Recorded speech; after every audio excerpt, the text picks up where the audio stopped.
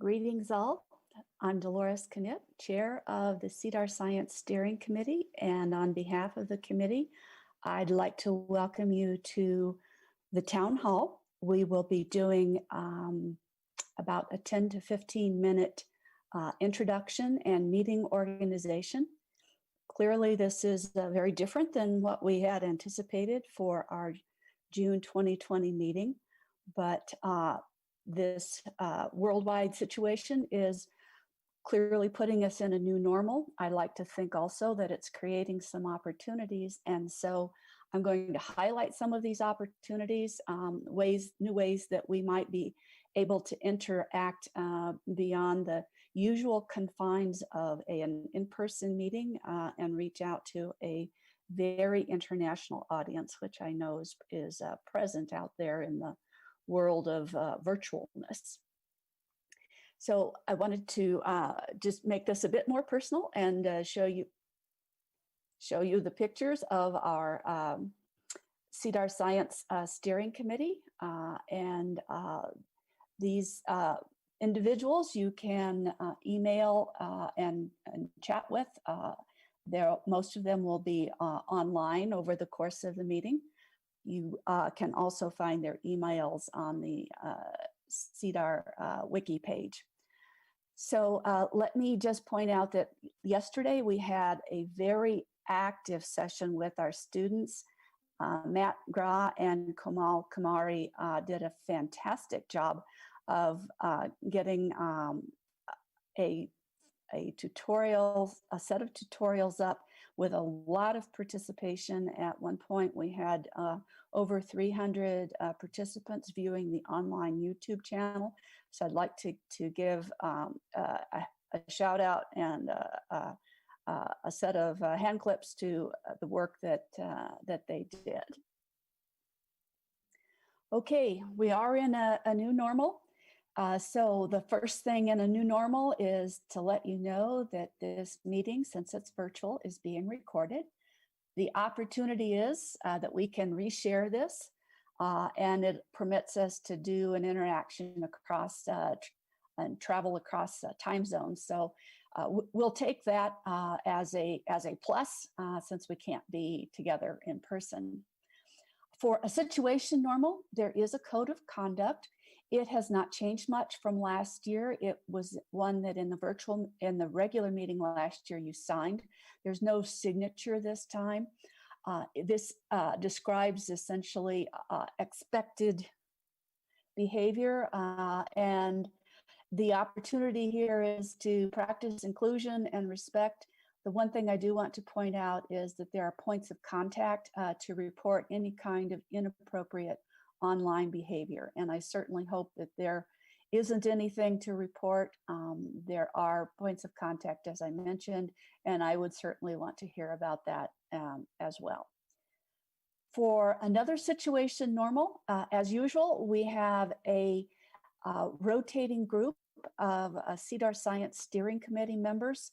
That makes sure that we get a constant refresh on what the community is thinking about what our science thrust should be. So this will provide the community an opportunity to serve the broader community.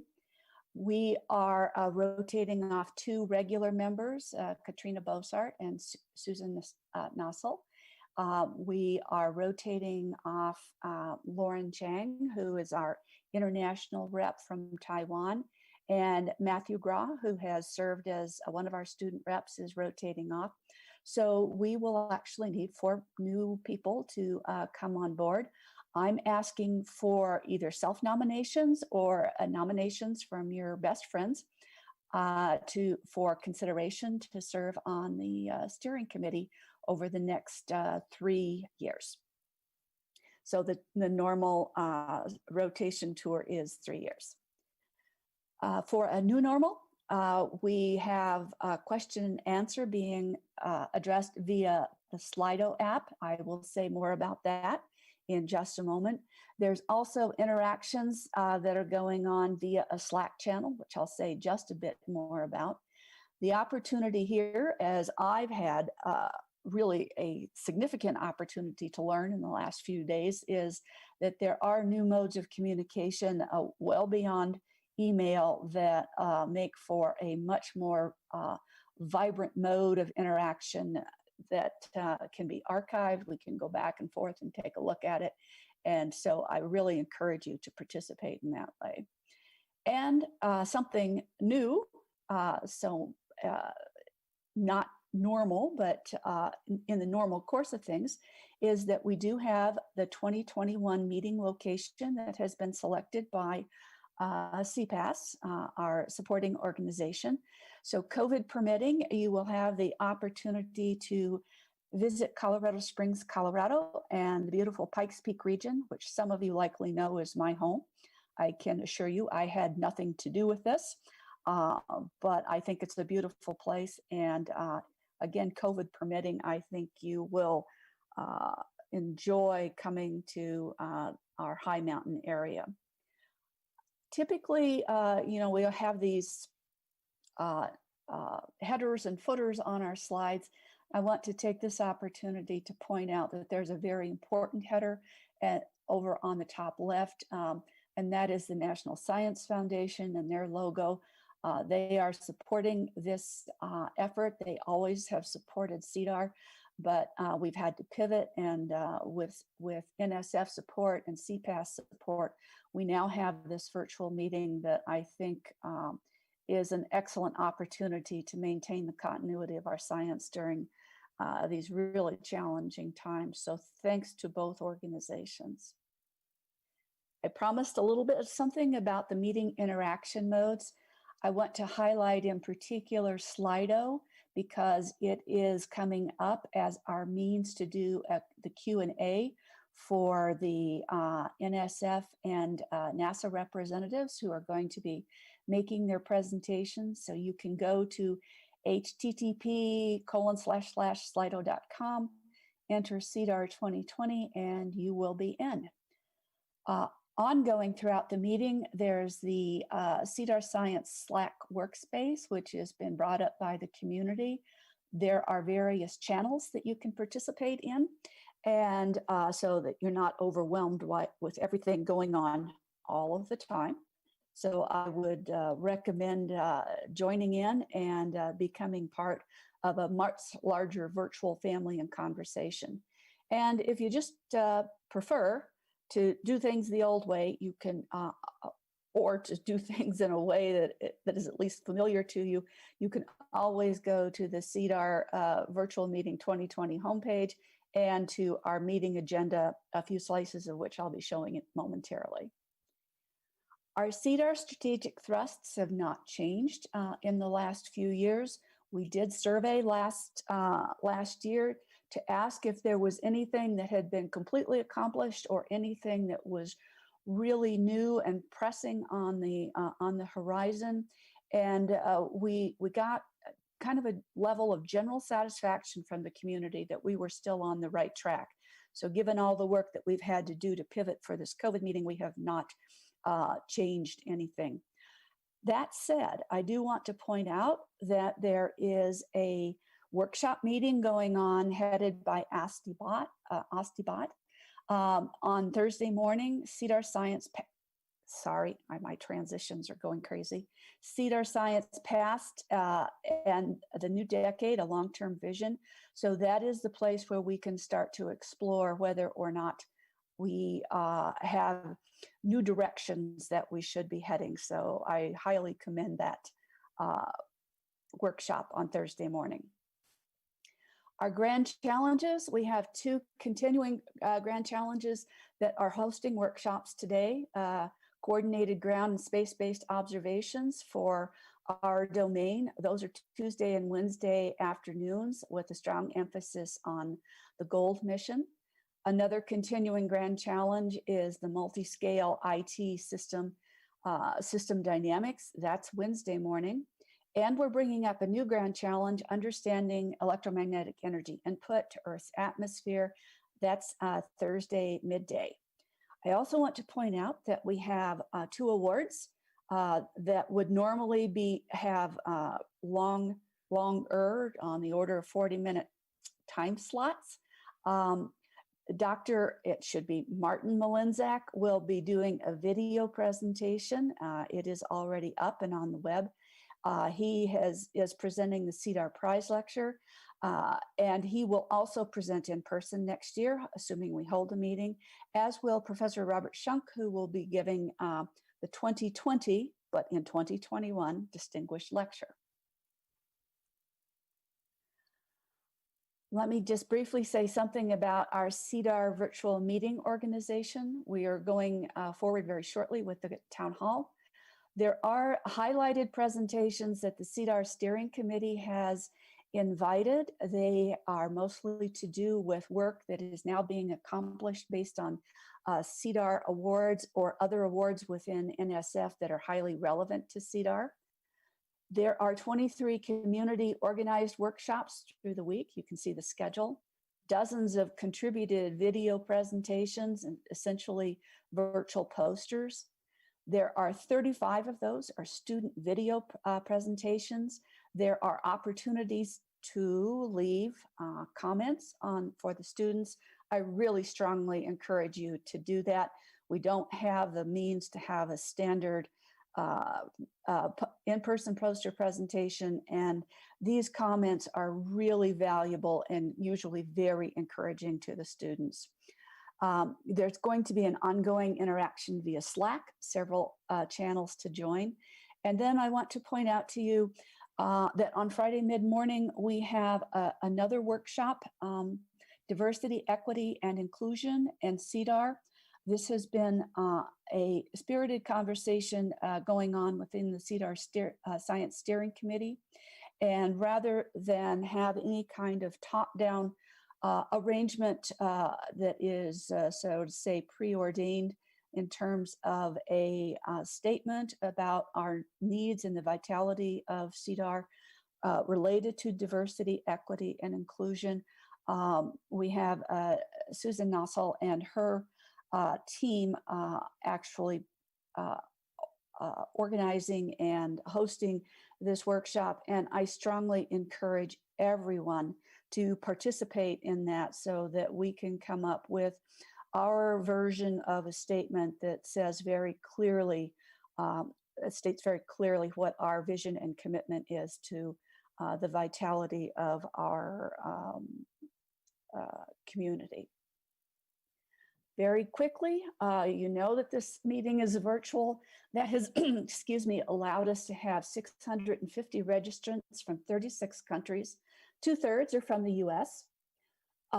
There have been approximately, yesterday, 230 students participating. We hope they continue to participate across the length of the meeting. We have a very similar broad international reputation. The participants and their origins are shown at the bottom. And then just to give you a sense of what our career distribution is, over on the right, I have a pie chart, and we're pretty nicely balanced between senior members, graduate students, and then our mid and early career. We even have some non-science participants, and hopefully a developing cadre of graduate students coming from an undergraduate pool.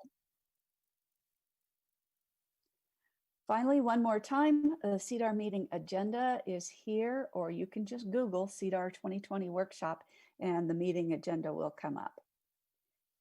So we are just about to transition into the meeting town hall agenda. Mike Wiltberger will be talking to us about the Geospace section update, followed immediately by Alan Liu, who's our new NSF program manager for Aeronomy. So the transition here will occur very quickly. I will be going not offline, but you won't be hearing me very much, as after the presentations by Mike and Alan, and then subsequently after presentations, later presentations by NASA, you'll be hearing Andy Gerard and Shasha Zhao moderating the questions being posed on Slido. So without further ado, I will hand this over to Michael for his view on Geospace Science Update.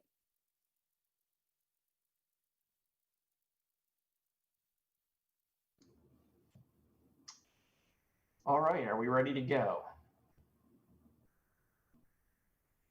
All right, so yes, as Dolores said, and I'm Mike Wiltberger, thank you for the kind introduction, and welcome to all of you that are out there in the virtual world, all over the world, it seems, joining in what I think is probably the largest CEDAR science meeting in the history of the community. So I look forward to a chance to give you an update and seeing how the new virtual interaction tools work to allow us to do this and then going forward. Whoops.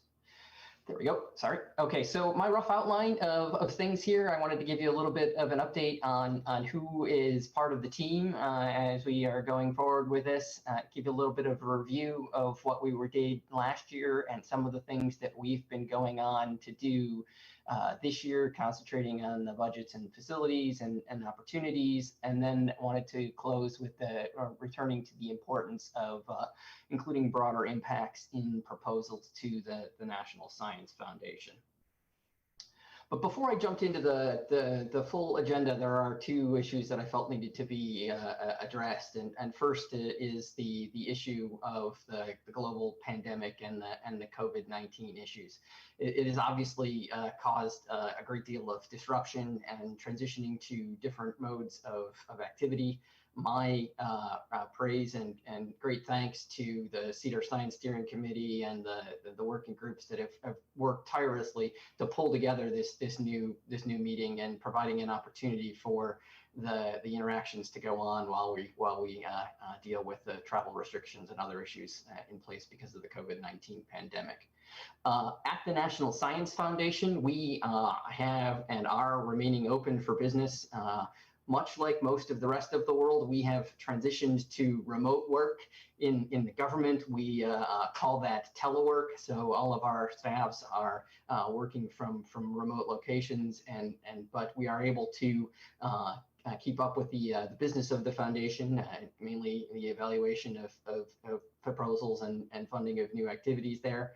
For the staff themselves, we remain in a modality where travel is restricted to mission essential activities at this point in time, and that travel restriction is in place for the foreseeable future. We don't have a definitive end date on that.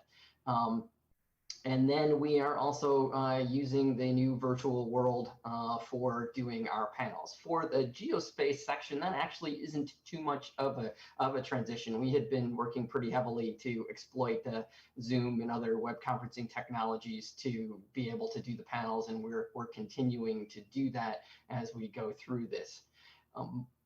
Earlier on in my tenure at the foundation, we moved to a no deadline modality for all of the proposals solicitations that we're doing in the system, with a few minor exceptions. And so that modality remains in place, and you're welcome to submit new proposals at any time. Once you have your good idea and you've got it written up well, go ahead and submit that proposal and we'll put it into the evaluation process.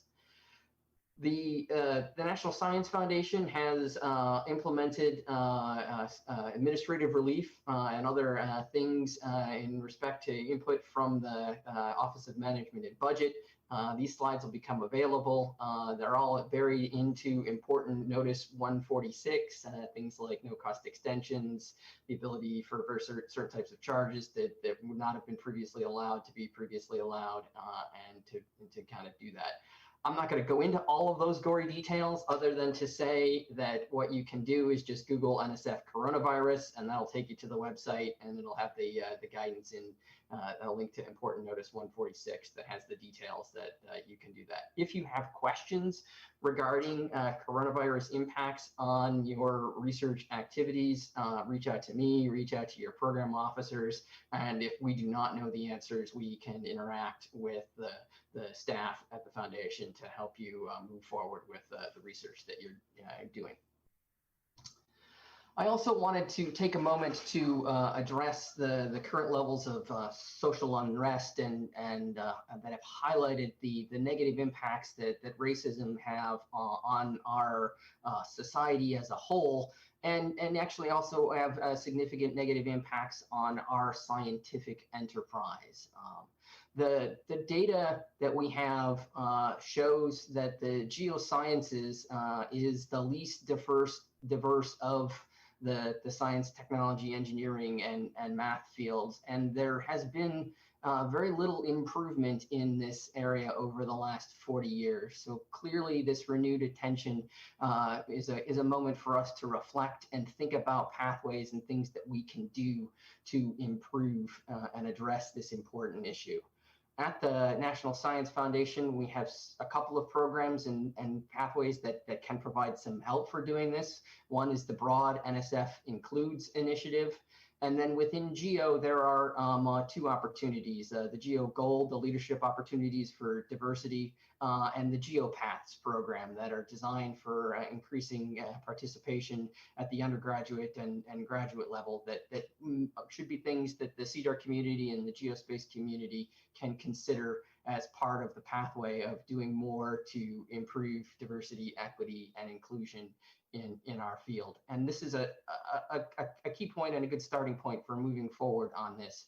And I will be participating in the session on Friday, and I look forward to hearing your ideas and your thoughts as pathways that we can move forward to righting this wrong.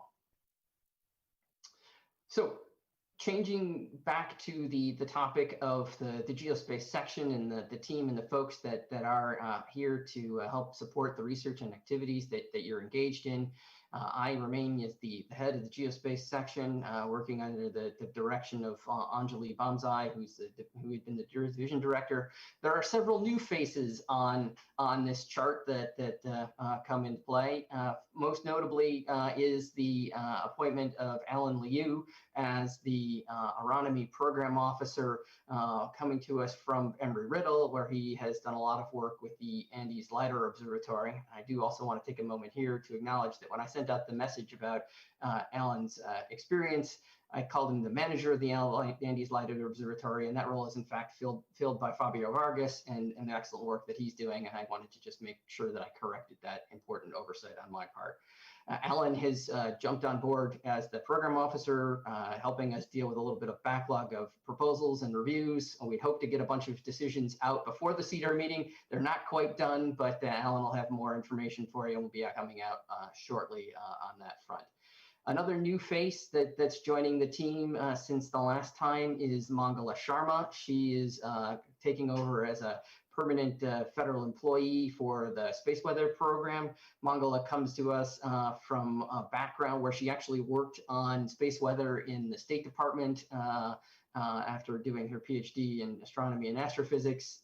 It came to the foundation in the astronomy department in the Office of International Science of Engineering, and now coming to take over the space weather role, which we are very grateful for, because she's helping us provide guidance and insight to the CubeSat program and all the new CubeSat missions that are going on, and the challenges that they're facing in the context of the coronavirus pandemic.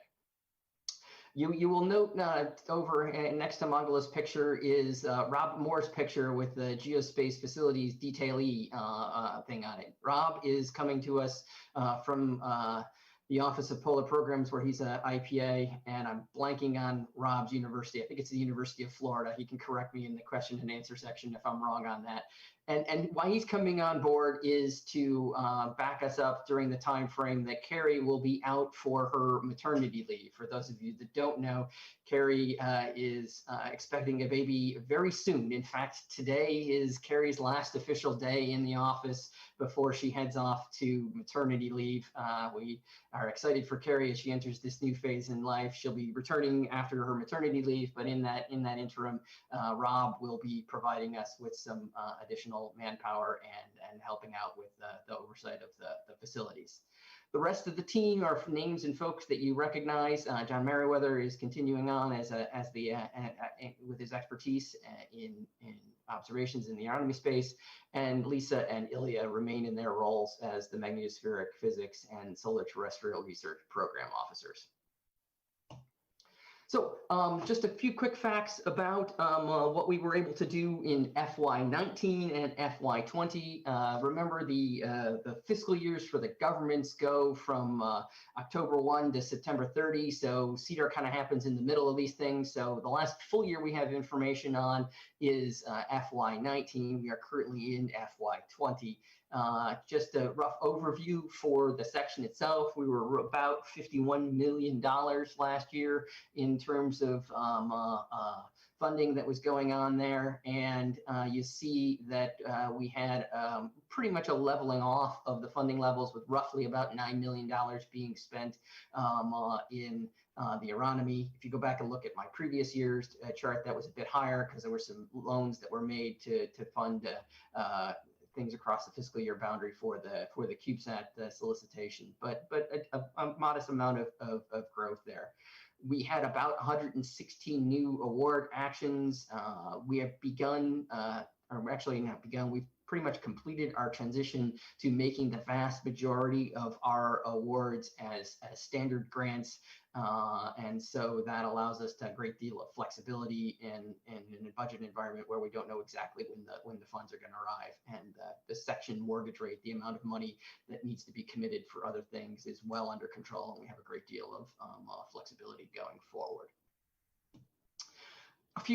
One quick little highlight of award selections that we made here is that we did complete the evaluation of the faculty development in space science lines, and we're able to select the 7 institutions that you see here for hosting new tenure track faculty lines in geospace sciences. The 3 on the left are focusing mainly on solar physics, and the 4 on the right are focusing on the broad field of geospace. The searches are in process and moving forward with their selections. I think that this is a great step forward in investing in our field and our ability to keep up the quality work that's going on at the universities throughout the country. Another award highlight that I did want to recognize was the extension of the award to support the management and operations of the CEDAR Consortium, led by Aeronomy at Virginia Tech, with support from Dartmouth, Penn State, and JHU APL.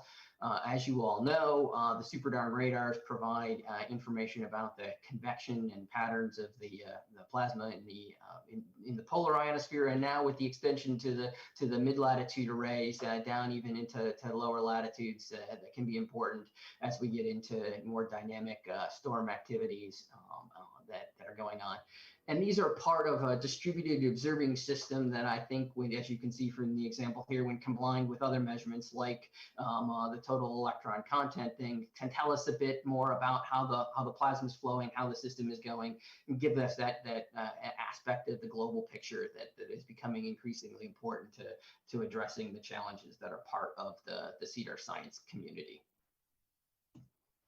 This year, for FY20, we at the National Science Foundation have had a budget increase in overall budget of about 3%, and the increase is spread out a little bit over the research and related activities account key, which is where programs like ours reside, and then you also see that there's a reduction there in the major research and equipment facilities construction fund, but that's actually just a reflection of the variations of timing in the activities that are going on there, with facilities like DKIS finishing up on their construction phase and new projects just beginning to ramp up. We row pretty closely what our final budget levels are going to be. We don't actually have the absolute final number yet, but we are expecting to see a small, modest increase in funding levels for the section for this year, and I'll report on that, or it'll be reported on at the upcoming meetings. Quick update on the facilities that we are supporting in this era. I'm pleased to report that the AMISR rate incoherent scatter radars have remained and are fully operational during the COVID pandemic. The investments that have been made to support remote operation and remote utilization of those facilities is paying off for that and being able to keep them up and running. Hikamarka has been operating in a low power mode with some restricted with restrictions on the number of staff that are able to access that site. Millstone Hill remains offline at the moment due to restrictions on the people being able to get in and get into the facility to operate that from there. And then at Arecibo, there are social distancing measures in place that have limited the operations there, as well as the failure of the incoherent scatter radar transmitter.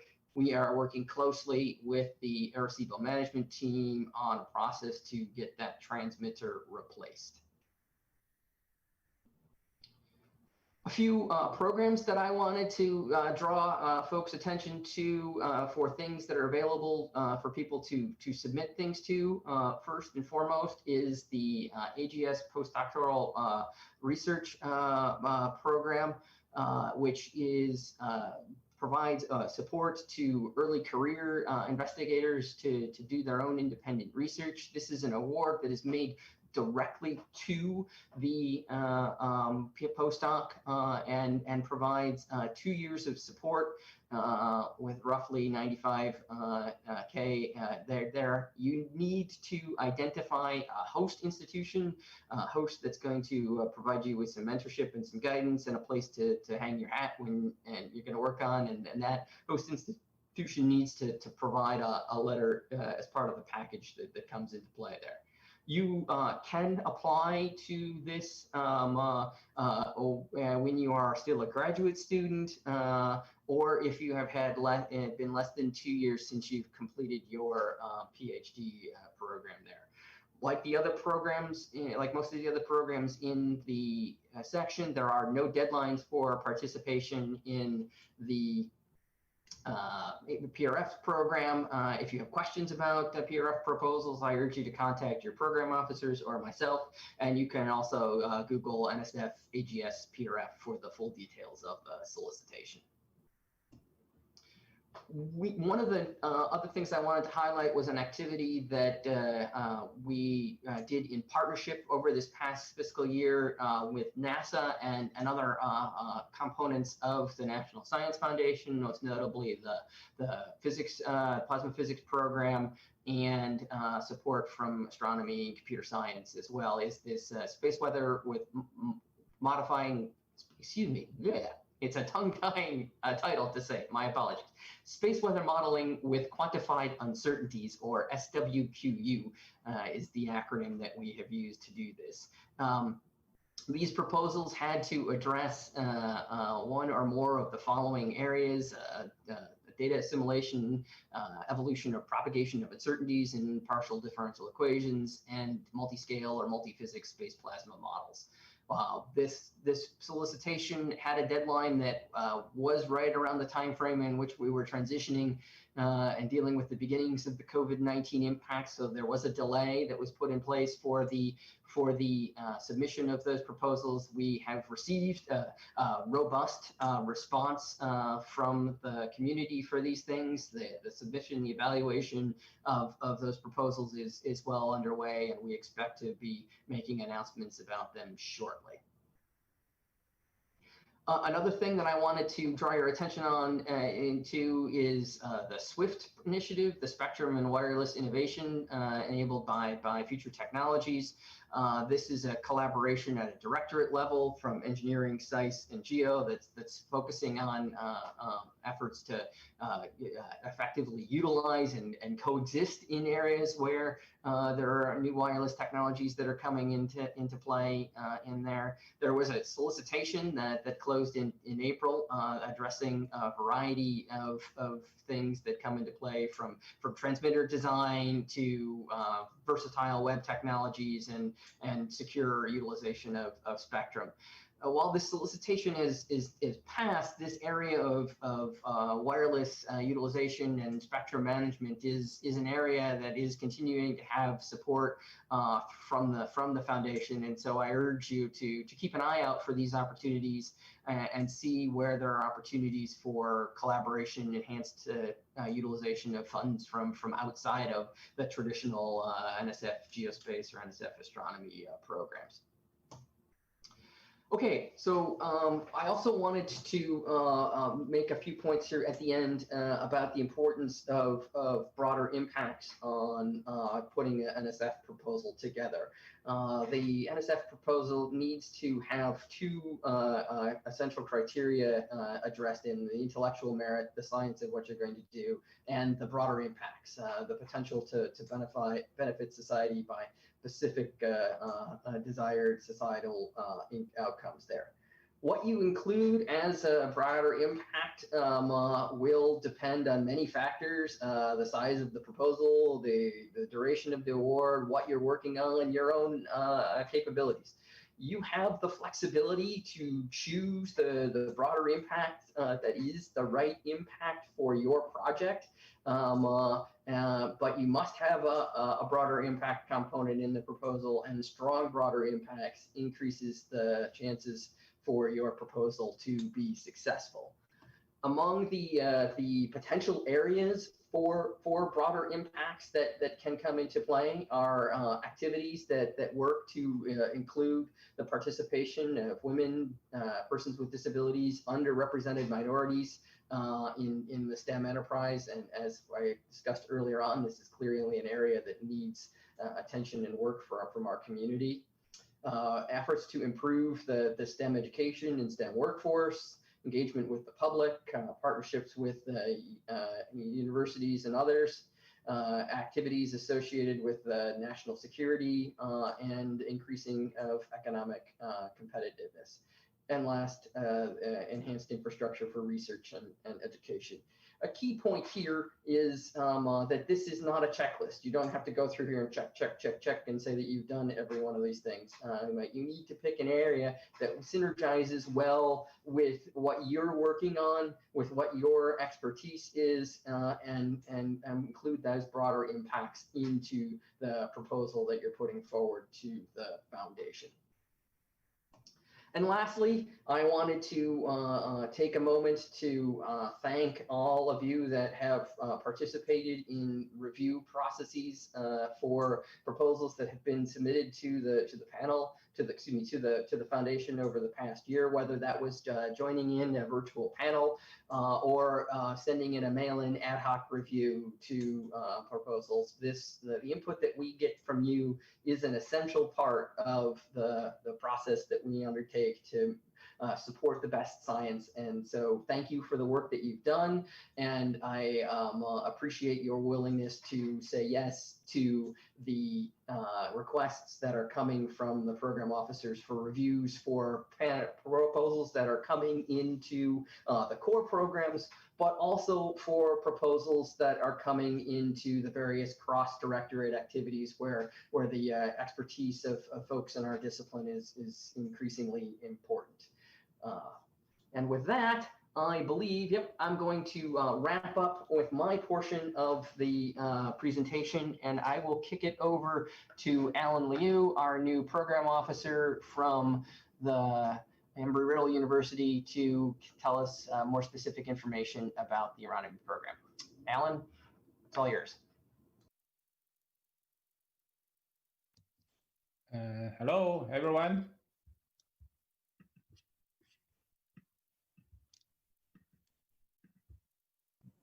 Yeah, can you hear me? Good.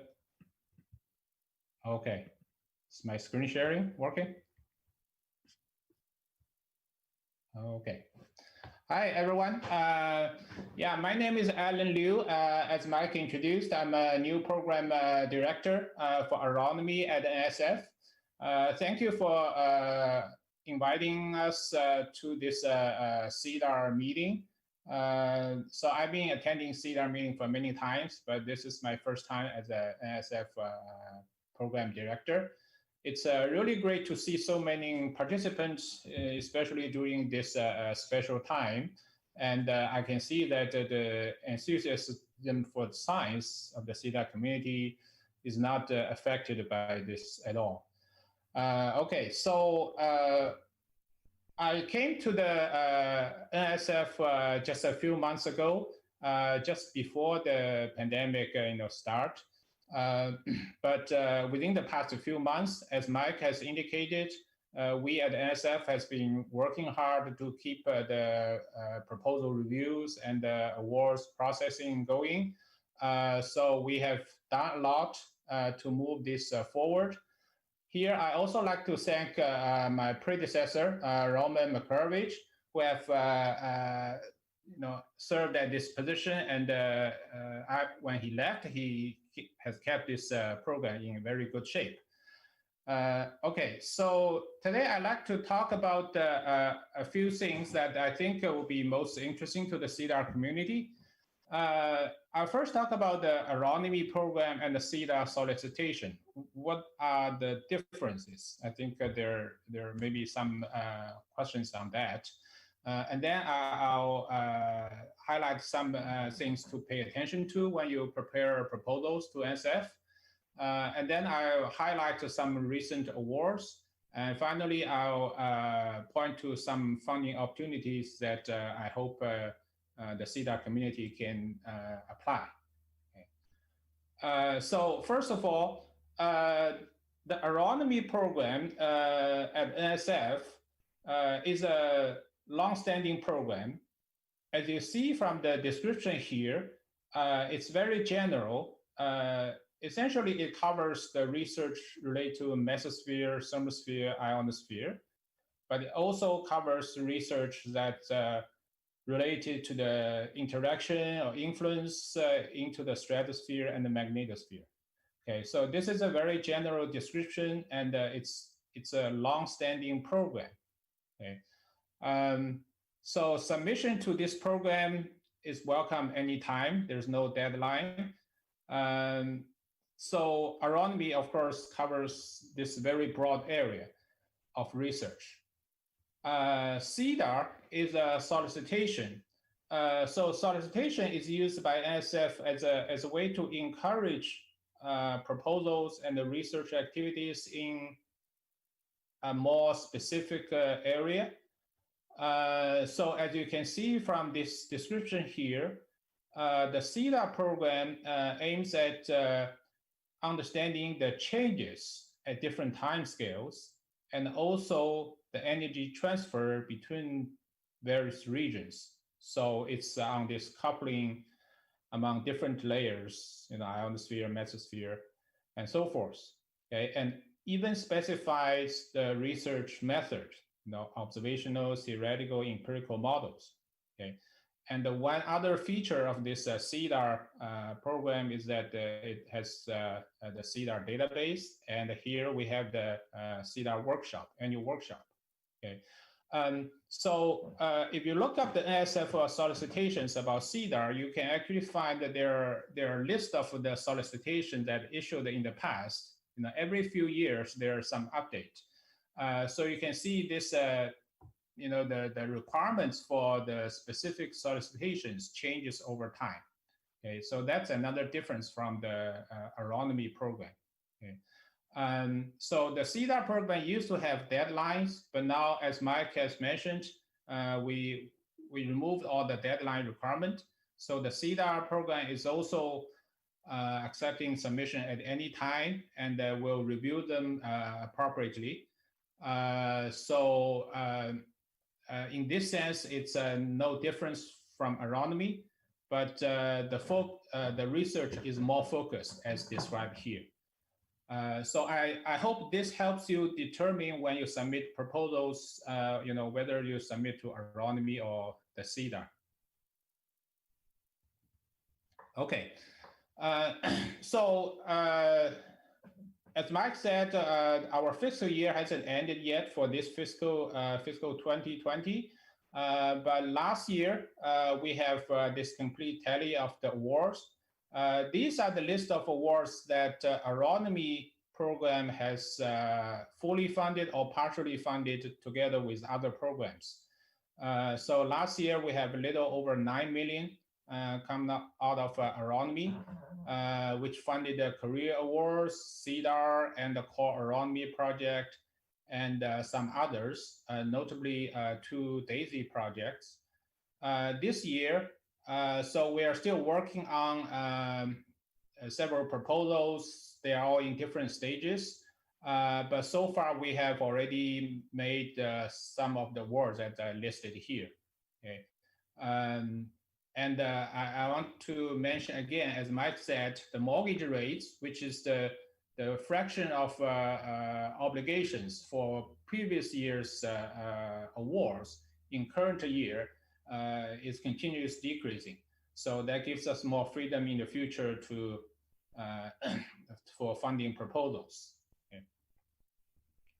Okay, so here is an overview of this Aeronomy spending over the past 10 years. What's colored here at the bottom is the core Aeronomy funding. And in the middle, the yellow one is the funding that goes to CEDAR proposals. And then there are rest funding that goes to many different other programs, co-funding or other programs. Okay, so as you can see that starting in 2017, the downward trend is stopped or reversed. Between 2018 and 2019, there's a big difference because of this CubeSat loan that Mike mentioned. But if you average this 2-year out, it's above 10 million. So that's probably where we are going to be here in 2020 as well. Okay, so I want to move on to about this proposal preparations. So NSF has this proposal award and the policy and procedure guide. We typically call it the PEPG. This PEPG is once in a while it's being updated with new guidelines and new requirements. A recent version just became effective at the beginning of this month. I want to highlight a few things to bring to your attention. One is that the biographical sketch and the current and pending support now require a new format that this requirement will become effective starting October 5th. Okay, so make sure you use the required format. Okay, otherwise it may cause delay in your proposal. Okay. The other thing is about the intellectual merit and the broader impact. It used to be that these two both require to be a separate section, but now intellectual merit is not. Okay, it doesn't have to be a separate section. On the broader impact side, the guideline added one more example as a broader impact, which is use the science and technology to inform public policy. Okay, but also again, as Mike mentioned, you don't have to do the checkbox for all the things or most of the things listed. You just need to find things that's most suitable for your proposed research activities. Okay. And because we are in this CEDAR workshop, I also want to mention this specific requirement for conference proposals. Okay. So you can see the 3 points listed here. The first thing is about complaint submission. Okay, so this Dolores already mentioned, and the CEDAR is already doing that. And you can see that that is a specific NSF requirement. The second is for speakers recruitment. So conference proposals have to include a plan to recruit groups from underrepresented groups in science engineering. Okay. And the last part, I think many, especially scientists with young kids, will be happy to hear that NSF actually now require a conference proposal to include to identify resources for child care or family care. Okay, so something to keep in mind for future CEDAR workshop planning. Okay, so about the proposal preparation, Mike already discussed lots of details about the broader impact, and Roman last year also talked about this. I think so. You can see that this is something that NSF is really serious about. And I listed here as a strategic goal number 2 in the NSF strategic plan. And you can see that specifically listed this as part of NSF strategic goals, okay, to have societal impact from the NSF sponsored research. So integrating research and education, broadening participation, these are all very important aspects of proposed research activity. So do pay attention to that and make that part strong as part of your proposals to increase your chance of success. Okay. Okay, so I move on to talk about a few awards, and most notably, this Career Awards is a very prestigious award that support early career scientists. And from last year to this year, Aeronomy has awarded 3 career awards, and they are listed here. Katrina Bossard is most recent winner, and Khashija Deshpande at Embry-Riddle and Tomoko Matsuo at the University of Colorado was last year's winner. Congratulations to all. And I want to again encourage early career scientists to consider applying this career award this year. Please go to NSF website to seek more details. And you are also welcome to talk to me if you have any questions. Okay. Another this award I want to highlight is this recent DAISY Awards. So DAISY Awards were mostly funded by the Geospace Facilities Program, not Aeronomy. But Aeronomy participated in 2 co-funding of the 6 DAISY Awards. So here are the 6 awards. Here, the 3 awards are, there's MagStar, which is to use magnetometers to measure geomagnetic induced current. The PI is Gannon from CPI. And then there's a MIMO meteor radar, a new concept of meteor radars using multiple transmitter, multiple receivers. So the goal is to measure neutral wind in the mesosphere, lower thermosphere. The PI is Bose from MIT. And then the third one is an optical network that covers the US. Together, it's in synergy with the current Mango network. PI is Dr. Kendall from SRI. So they will deploy all-sky cameras, measure, I believe, the green line, and together with FPIs to study the ITM coupling. The 4th award is to continue the operation of the ionosonde in low latitude. Dr. Valadares at UT Dallas is the PI. The 5th one is Dr. Friesel at University of Scranton. So this one involves the hand radio operators and is to build 2 types of personal space weather stations for ionosphere research. It's quite an innovative idea and involves citizen scientists. The 6th one is a space weather underground, which involves undergraduate and high school students develop magnetometers to study local ionosphere disturbances in New England. And Dr. Smith from University of New Hampshire is the PI. So these are our first 6 DAISY Awards. I'm excited to see these these awards cover different areas from neutral to ionosphere and involve lots of students and citizen scientists. So it's really exciting to see these awards moving forward. Okay, So finally, I want to just bring to your attention some, this funding opportunities. Mike has already mentioned this postdoc fellowship. This is a great opportunity for recent PhD graduates. I really like to see Aeronomy getting more proposals for this fellowship. So please consider apply. The awards and this are listed here. Mike also already mentioned. And please go to NSF to find more details about this. Okay.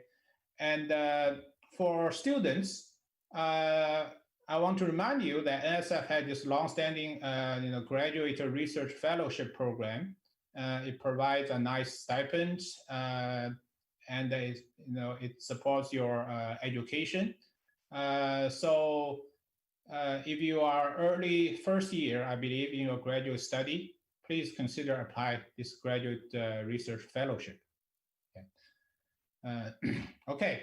So finally, as a summary, I'm very happy to see CEDAR Science is being very active. It's now also moving in new directions, incorporating new technology, the data science, and with better model, better instrument, and especially the much tighter integration between observations and the models through data science, machine learning, and all that new tools that are available to us. So that's great. And I want to echo Mike's comments again. The NSF is critically dependent on all the reviewers to make decisions on our proposal funding. So thank you so much for all the reviewers. And in fact, the past few months, I worked with many reviewers, and those are critically important for me to make funding decisions. So for the future, again, please volunteer or say yes when you're asked to be a reviewer, either ad hoc reviewer or on the panel. So aside from helping your peers, please note that when you provide a review, you are also shaping the science in this field. So that's an opportunity that you have to give to NSF about your opinions about the science directions. Okay, so that's also very important for the entire community. Okay, and then I also like to say, at NSF, I'm new to NSF, but I'm very much like to help and support the entire community. And through email or phone call, I can be easily reached. Don't afraid to reach out to me and talk to me. Especially maybe early career scientists haven't dealt with NSF much.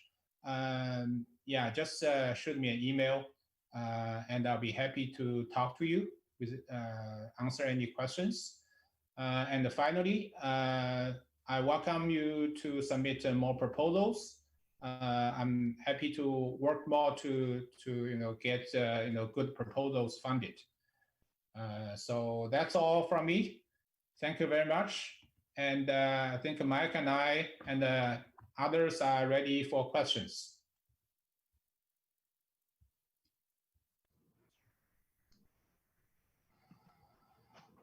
Okay. Can you hear me okay?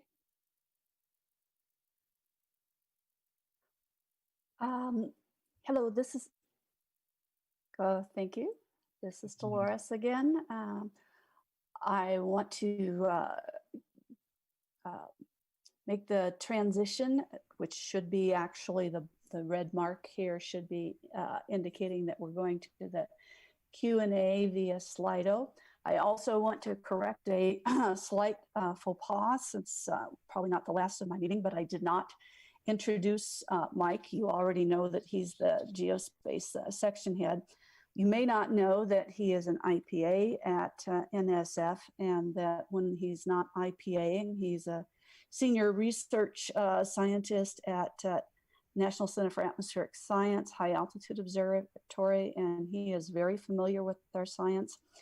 His main research area has been modeling of the magnetosphere and its interaction with the solar wind, and in particular, the coupled thermosphere-ionosphere system. So with that slightly corrected, there's one other thing that I need to address, and that is not going anywhere. Here we are. We're back to where we need to be. We're going into the Q&A via Slido, and that is where Andy and Sasha are going to take over. But before they do that, let me remind you that if you want information about the workshop link, details to email Astrid at mata@ucar.edu. This is not anything that we've shared widely, nor is it top secret. We're just trying to make sure that the information for all of these workshops goes to intended recipients so that we don't get hacked with some of the technologies that we know are out there. So if you need information, it was sent out earlier via email, but you can also quickly email Astrid and ask her for information. And with that, I will now stop sharing my screen and turn it back over to Andy and Sasha. Thank you. Thank you, Dolores. Thank you, Mike and Alan, for giving us the NSF Geospace section update and the Aeronomy program update. We have quite a few questions from the audience via Slido. The most voted question is about a review process. So the question is, recently NASA has started to implement dual anonymous peer review for several ROSES elements. Does NSF have similar plans? Yeah, thank you for that question. We do not currently have plans to implement dual anonymous peer review, but we are looking closely at that process. In fact, the whole AGS division had a presentation from the program officer at NASA who is implementing the dual anonymous peer review process there on how it's working for them, some of the stuff that has to be done in place both on the review side and on the submission side, so that the proposals are submitted in a way that works for dual anonymous peer review. We're looking and seeing what experiences they have at that, and we may adopt that going forward. I don't know. It's something we're looking at. Thank you, Mike. Next question. Given the failure of the transmitter at Arecibo, is there any comment on the long-term commitment to Arecibo going forward? Yeah, so I'll take that one as well. And thank you again for that comment. Yes, the transmitter has failed. We have engaged with them on a process to undertake repair of the transmitter so that the facility can return to its normal operational status with the ISR. That process was slowed down by the COVID-19 pandemic and the impacts on being able to get people to the site and do travel kind of things associated with that. But we have a quote in place, or they have a quote in place for that now, and we're moving forward with that process.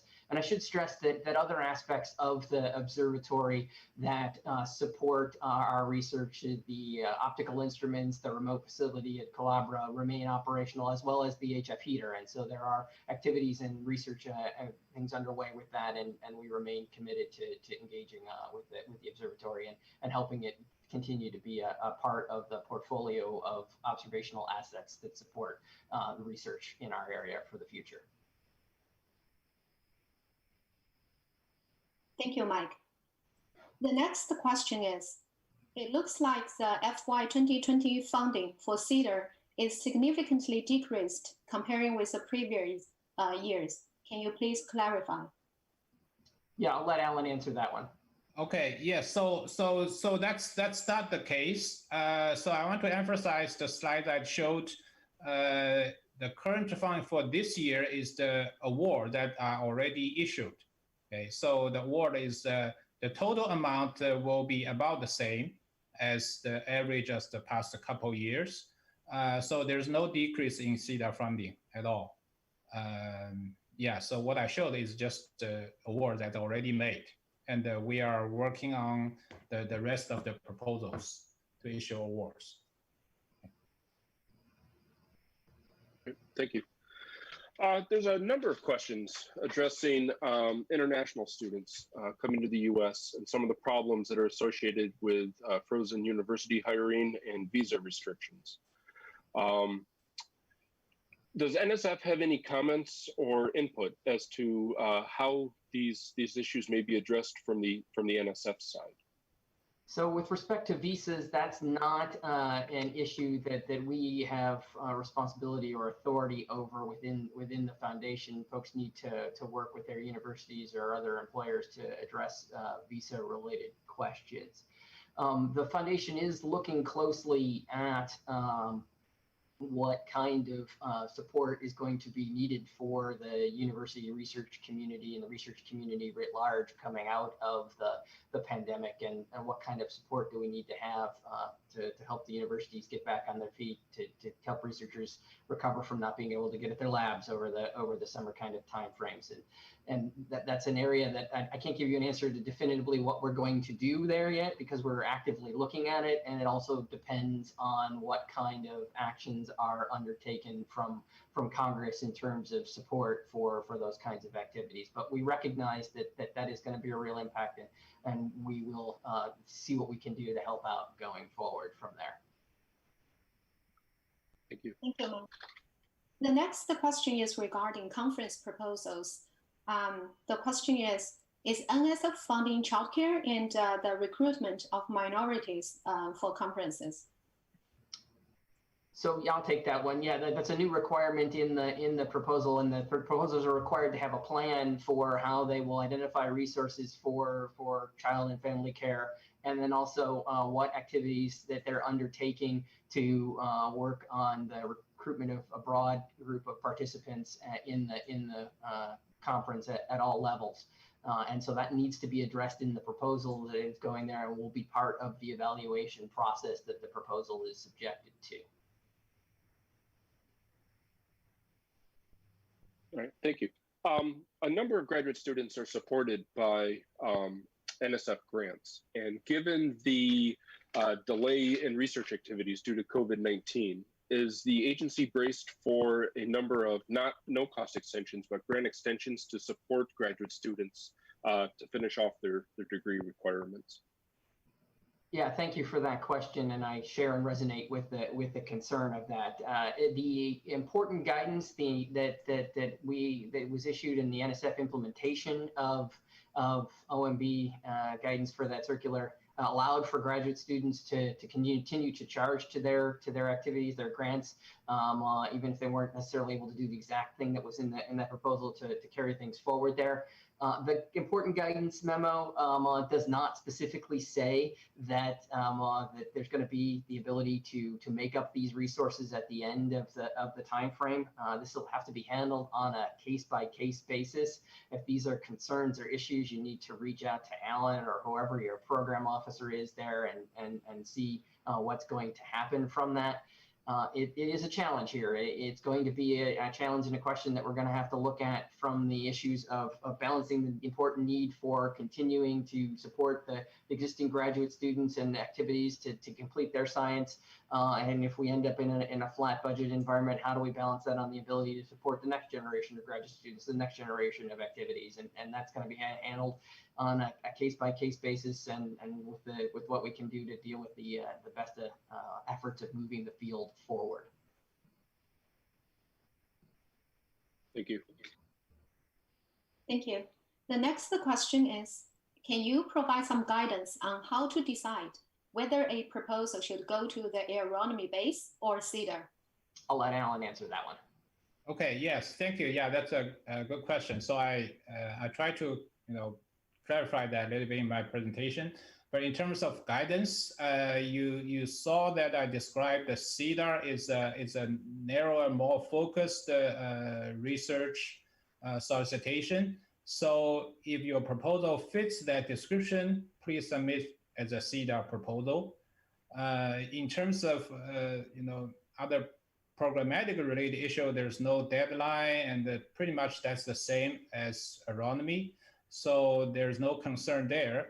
But I would say that if you submitted a CEDAR proposal, it will be reviewed more uniformly compared with other CEDAR proposals and with more focused expertise in the CEDAR science. Another effect I can see is that with more CEDAR proposals, that will show strong community interest for this solicitation. So that also helped the solicitation to continue in the future. All right, thank you. Yeah. Since we've got Rob here also, some questions about logistics and activities going on in the Antarctic for the this current year, particularly with COVID-19 and CEDAR Aeronomy logistics associated with activities in the Antarctic. What is the current status today, and what can we plan for in terms of a field season coming up? Okay, so this is, Andy, you broke up a little bit, or I didn't quite get the beginning of it. A question about what's the current status of activities in Antarctica? Is that what the question is? Yes. Okay, thank you. So my understanding of the situation is that there is not going to be much, if anything, of a field season in Antarctica this year. They're very concerned about keeping Antarctica the only COVID-free continent on the planet, as you might imagine, given the situation there. The arrival of the virus on the continent would be a significant impediment to successful of those things there. So there's been a pretty significant ramp down of those kinds of activities. That, of course, has a cascade follow-on effect on impacts of subsequent investigations and seasons, and that's being addressed and evaluated right now. If you have concerns about those kinds of things, reach out to your program officer here at the foundation or me, and I can get you directed to specific kinds of answers that come into play for that. Thank you, Mike. The next question is about travel. So the travel limitations are mentioned during the presentation, and people want to clarify whether those travel limitations are for NSF staff members or for grant recipients. Yeah, thanks for that question, and sorry I didn't make that clear. When I was talking about the travel restrictions, those are travel restrictions for NSF personnel. NSF personnel are restricted to mission essential travel only at this point in time. As far as travel goes on NSF funded grants, you need to follow the policies and procedures of your organization and comply with any local restrictions or issues at the site you're going to, or excuse me, where you are or where you're going to in both cases. This is thank you, Mike. This is a two-parter question. Can international students apply for the AGS postdoc fellowship? And part B, can the postdoctoral fellowship be taken to institutions outside of the US? So thank you for that question regarding the international participation and involvement on the AGS PRF proposals. The AGS PRFs are restricted to U.S. persons, so you have to be either, I believe, I have to double check, but I believe you have to be a U.S. citizen or a permanent resident to be able to apply for the AGS PRF funds. And no, you cannot work at an international location for the AGS PRF. You have to do it at a U.S. Affiliated organization. Thank you.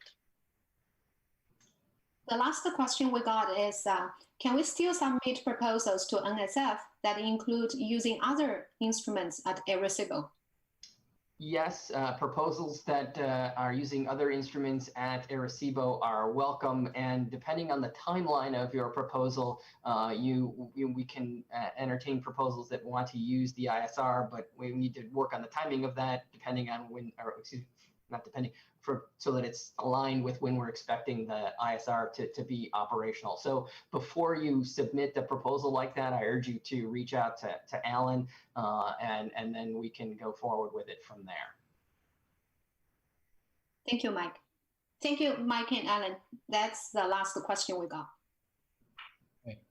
Thank you. Thank you to the community. I look forward to seeing folks in upcoming sessions.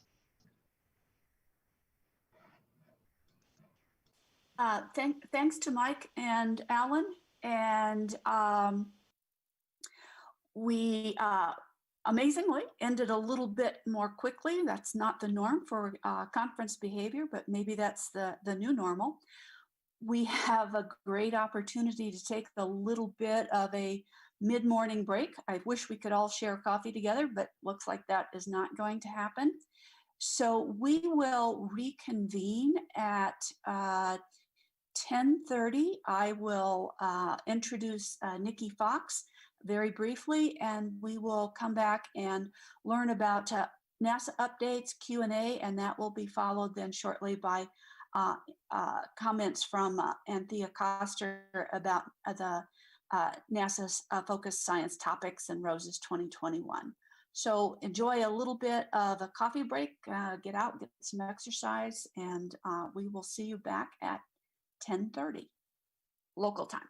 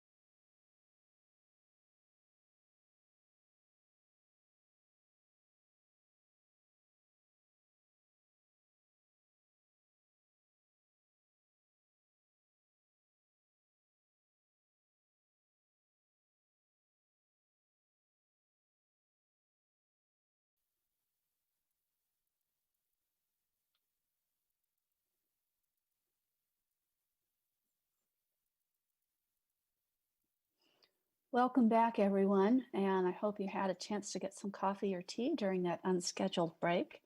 And very shortly, we'll go to a NASA update, followed by questions questions, again moderated by Andy and Sasha. 3 pop-up announcements. Please remember to participate in the Q&A following this Nikki's presentation via Slido. You can see the code to enter at the bottom of your YouTube screen. Another announcement, the student posters. We ask that everyone who is not a student consider looking at those and commenting, and the comment period will be open for another 2 weeks since this is a virtual meeting. And one other thing, there were a couple of other questions that came in for NSF after we went off air, and I think they're pretty important questions. So our NSF colleagues have agreed to stay on and do a little further commentary with the community or answer questions after the NASA FST and LWS Rose's presentation.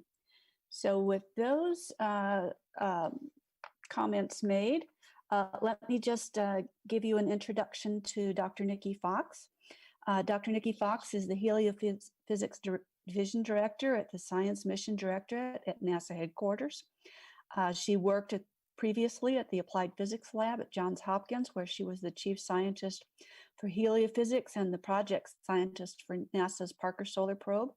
And she also served as the deputy project scientist for the Van Allen probes and the operations scientist for the International Solar Terrestrial Physics Program. So Nikki is an excellent person representing our community, and we are so very glad to have her telling us about the ways that CEDAR and NASA can interact. So I will turn it over to you. Thank you so much, Dolores. Good morning or good afternoon to everyone, depending where you're joining us from today. Delighted to drop into the CEDAR meeting. I realized it's a long time since I've actually been to a CEDAR meeting, so it's nice to be able to join in even in this virtual environment. And so, you know, I know for sure that all of us are sort of struggling with how we do business in this virtual way. If I can figure out how to, there we go. So I wanted to just start by actually talking about how, you know, a little bit about how NASA as an agency has been responding to the COVID-19 crisis. All of the agency leadership really is doing a great job at monitoring the developments. We follow closely, obviously, the advice of all of our health professionals, and our number one priority is always to keep our workforce safe. Since March 17th, all of our NASA centers and facilities have been what we call a stage 3. Stage 3 is mandatory telework. And, you know, that's basically how we've been until further notice. Some of our centers have actually gone to a stage 4, which is an even more serious, you know, really the center is pretty much closed. But we have been, you know, trying to look at what it will take to get these centers open and get people back to work. We obviously do know that there will be impacts. Of course, it is very difficult to know right now what the extent of the impacts are, because we're not yet on the other side of the pandemic, and so it's hard to really know how we can recover, or how quickly we can recover, I should say. We're working with each mission and each project in detail, really based on where they are in their development process. We've looked at all of our 47 flight projects in the SMD portfolio. A lot of them are in development, very early in the development stage, so a lot of the work can still be done virtually. And things that are in integration and test are continuing as much as possible. I'm sure you're all looking forward to the upcoming launch of Perseverance, or Mars 2020, as it used to be known, later, actually next month. So we're very much looking forward to that, and very appreciative that we were able to keep that as close to schedule as possible. So we have a lot of protocols. Everything's sort of in place. We know how to work in clean rooms. But again, health and safety is everybody's highest priority. As far as the community, the bulk of the community is really, I know, focused on the ROSES and the research opportunities that we have. We do recognize that progress on funded research can be slower, in some cases even stopping due to this necessity to telework and therefore access to facilities and labs being very, very challenging. Plus, of course, those people who are dealing with a lot of other family obligations. So we certainly understand this potential outcome, and we're working very closely with leaders in the research community and all of our institutions to try and better mitigate any impacts and make plans for moving forward. We are being pretty lenient with late proposals. We understand that proposals often come in, it's just very challenging at this point. We obviously encourage everyone to continue to pay their graduate students, postdocs, and lab staff so we can get through this. And I do encourage you to watch the NSPIRE's email lists for all of the up-to-date changes that we have in our due dates and some of the policies. As I say, we are doing our best to really listen to the community and do our, really try and focus on making things easier for everybody. Stay updated. This is a very unprecedented situation. We recognize everyone has personal and professional challenges at this time. There are those people, really whatever your personal situation is, it is challenging. We are seeing people dealing with isolation because they're not actually able to go and be with the people they're used to being with. People who have to, take care of young children are dealing with homeschooling at the same time as trying to do their work, and of course people who are taking care of loved ones and neighbors who need that extra help. So we do recognize the stress on everybody, and we are trying to continue to keep communicating with everyone, whether it's through town halls, NSPIRE notices, or any other modes. There's a couple of websites you can continue to monitor, nasa.gov, people.nasa.gov/coronavirus, and also the Twitter feeds from our administrator, Jim Bridenstine, as well as the NASA handle. So we do really want to make sure we keep everybody updated. For Heliophysics, so far for our missions and formulation, we've seen some minimal impacts, but we do know our teams are very concerned about particularly inefficiencies related to having to telework, and we are tracking those impacts as they occur. For operational, really want to give a huge shout out to our operations teams and the Deep Space Network that run all of our NASA missions. We monitor all of the mission operations. We've had so many operation centers that have had to reduce staffing. They're working under mandatory telework, and yet we are still managing to keep those going. We have seen multiple sounding rocket missions that have been postponed. We're happy to say they've been postponed, not canceled. So there are new due dates, and we continue to try to get those up and going again as soon as it's safe to do so. For research, again, pretty so far from the Heliophysics division point of view. We've been able to do all of our panels virtually. Really a big thank you to the members of the community for really helping us do that. It is very challenging to do these panels in a virtual setting, particularly with huge time differences. And so again, really thank you to the community for your help to enable us to do this. And then, we just continue to watch all of our ability to be able to communicate and navigate our operating missions. But so far, I'm happy to say everything is working very well. I did just want to take a moment to share some thoughts on some of the recent events. It really is a time to recommit and step up our efforts against racism. I really appreciate, I did put out a community note, which also went out on social media, and I had a huge amount of people that wrote immediately asking how they could help, what there was that we could do more than just have a conversation.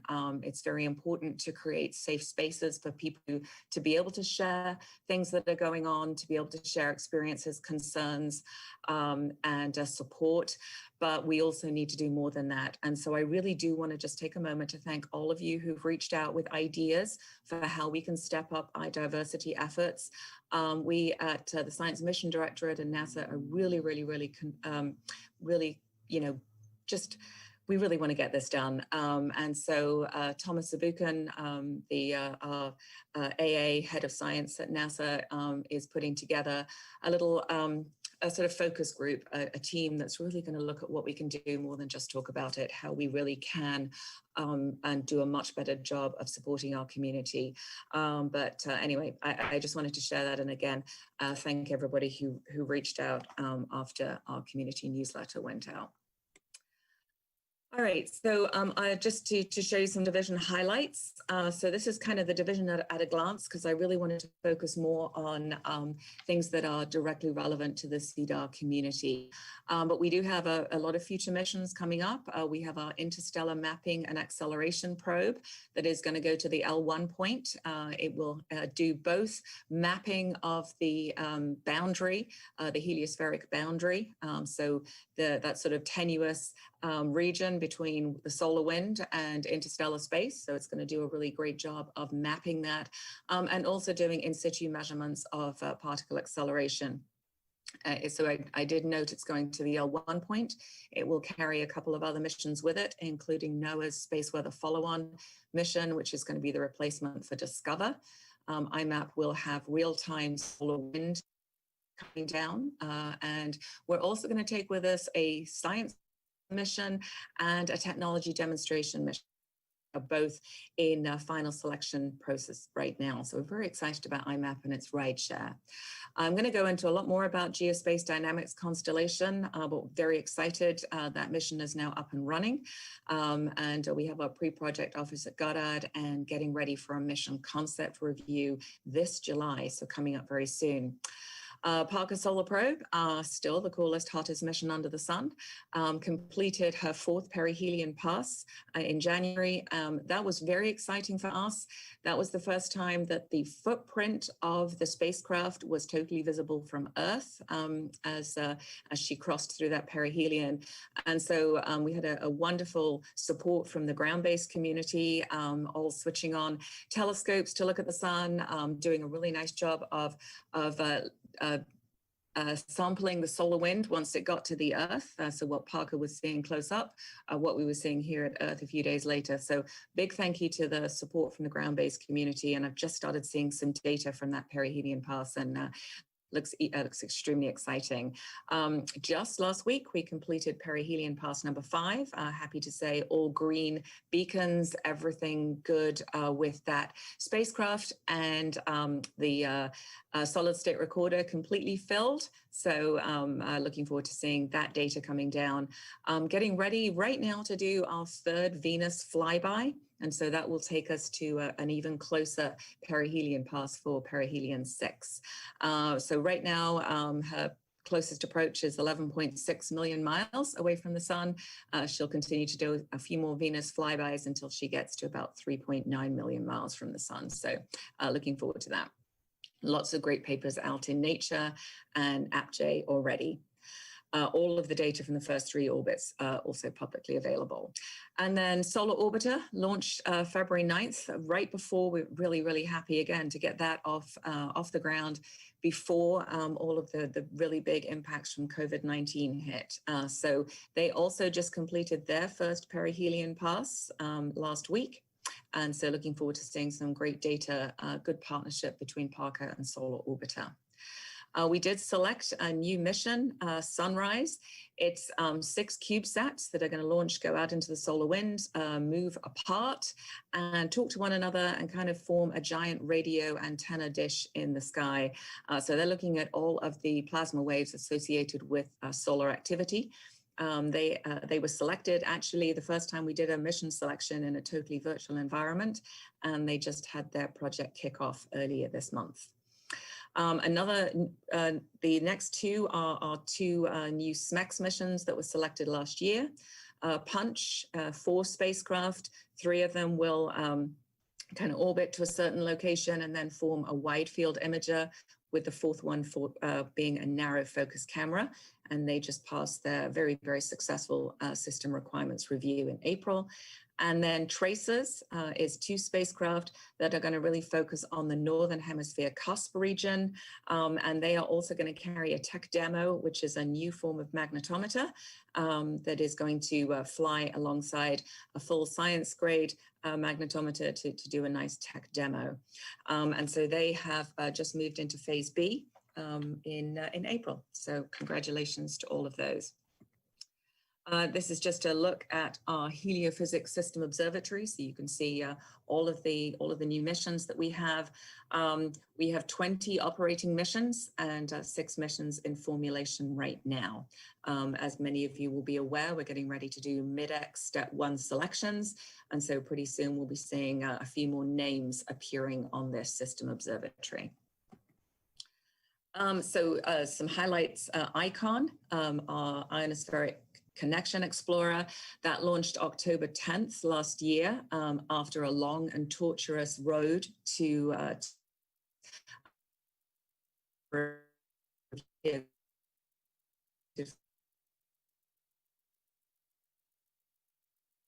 very happy to meet, as I said. Already seeing lots of great data, lots of science results coming out. Some of them even went to the AGU. There was a lot of nice first science results at Fall AGU. Just at the bottom there, you can see the ICON team that calibrated their extreme ultraviolet instrument using the moon. And so the bright line on the left there is the emissions from the ionized helium in the solar wind, and the horizontal stripes are the result of the scanning over the moon. So nice early, that's one of the first light results from ICON. And then just wanted to flag that they actually released their scientific data from the first 8 months, and that was released on June 22nd. And they have all of their 4 instruments there. They have the mighty observations of air glow, the EUV observations looking at the daytime ionospheric data, FUV looking at both day and night air glow images, and then the ion velocity meter producing measurements of the local plasma environment. And you can see myself there with my deputy Peg Luce, Tom Immel, who's the PI, and Jeff Morrill, who is the program scientist, as we were telling ICON to please go. And so after that, we quickly renamed ICON ICAN, and now she is I Am, because she is doing wonderful, wonderful data up there in space. Gold, a mission that we launched a few months before that, and has been making observations of the American hemisphere for about 18 hours per day, pretty much with no interruptions since October of 2018. A little fun fact is Gold is about the size of a mini fridge. We stowed her away. It's actually the first NASA mission to fly as a hosted payload on a commercial spacecraft. And Gold looking at the interface of the weather of the thermosphere ionosphere rather than just its climate. A couple of Gold highlights. Here's the one on the left, is the global scale image that captured a very, very big change in the thermospheric composition. And that was resulting from a sudden warming from the stratosphere. On the right, you can see our first results from the wave campaign with Gold, where the imager was able to resolve the atmospheric gravity waves in the airglow as a periodic variation, and it's moving northward and possibly away from the southern aurora. They're going to do some future campaigns to continue to focus on gravity waves and those that are caused by hurricanes, convective storms. So lots of really great stuff from Gold. And then here's a last example of the equatorial ionization anomaly and just what that looks like at night. So GOLD has the ability to observe both the northern and the southern crests over a wide range of longitudes, all the way from South America to North Africa. And so GOLD enables us to follow the temporal and spatial development of these individual bubbles and then compare the drifts in longitude at these two crests. So we're very excited about the partnership, particularly with GOLD and ICON, GOLD taking these wonderful hemispheric images, while ICON flying through at a lower, obviously much lower altitude, but really doing the in situ measurements of that plasma. So one of the reasons we're particularly excited about this partnership is we're also going to be introducing OAR, which is one of our missions of opportunity that was selected in 2019. It is an atmospheric wave experiment. So all of the early stuff we're doing with GOLD is really just whetting our appetite for what we're going to do when we OAR. That is going to be flying on the International Space Station. The launch is no earlier than August of 2022. And they are actually getting ready for they're doing a combined preliminary design review and concept design review, critical design review in September, the end of this year. So excited to have OAR join us. To do a Living with a Star program update. I know Anthea is going to talk in detail about some of our focus science topics after this, so I won't spend too long. But just a reminder of our LWS missions. SDO, Van Allen, of course, recently decommissioned. Very sad to see Van Allen go, just ran out of fuel and had to be safed. So that went out of commission in the fall of last year. Barrel is our balloon payload. We've flown many, many times in support of radiation belt, actually of the radiation belt Van Allen mission, but also now just taking wonderful data, telling us what's going on from the particles that are lost from the radiation belts. Space Environments Testbed, we launched last year. It was part of the STP-2 launch. And that is really a little technology experiment that looks at the impact of the environment on the technology itself. So that's been up, taking data for a few months now. It's riding on the Air Force DSX spacecraft. I already talked about Parker Solar Probe and Solar Orbiter. And then GDC I'm going to talk about on the next slide. We have some recent and future missions that really are impacting our LWS science opportunities, really improving them. Really a lot of focus. I just wanted to focus on how much of our portfolio, is really geared to supporting the ITM community. So talked about GOLD, ICON, and OAR, and then I just wanted to flag Dynamic is a recommendation from our decadal survey as the next solar terrestrial probe, and we just had our midterm check-in, and it was certainly really amplified that the science that Dynamic will do is still of the highest priority, and so we are now looking at a way that we can fly a Dynamic-like mission. I don't think we will have the budget to support a full up STP. So we're looking at what we can do, maybe with GDC as a partnership, providing, a couple of extra platforms that are really focused on the mission, on the measurements that Dynamic would need to be able to really close that science. So very, very excited about all of the things we have coming up in the ITM arena. For LWS science, we have these focus science topics. We've had a number of them that have really focused on ITM. The one that is in Rose's 2020 is long-term variability and predictability of the sun climate system. And the one, of course, for this, the Rose's 19 from last year was the causes and consequences of the hemispherical asymmetries in the MIT system. Also in Rose's opportunities, we have our strategic capabilities, looking at models of the global ion neutral density in the thermosphere, ionosphere, and plasmasphere.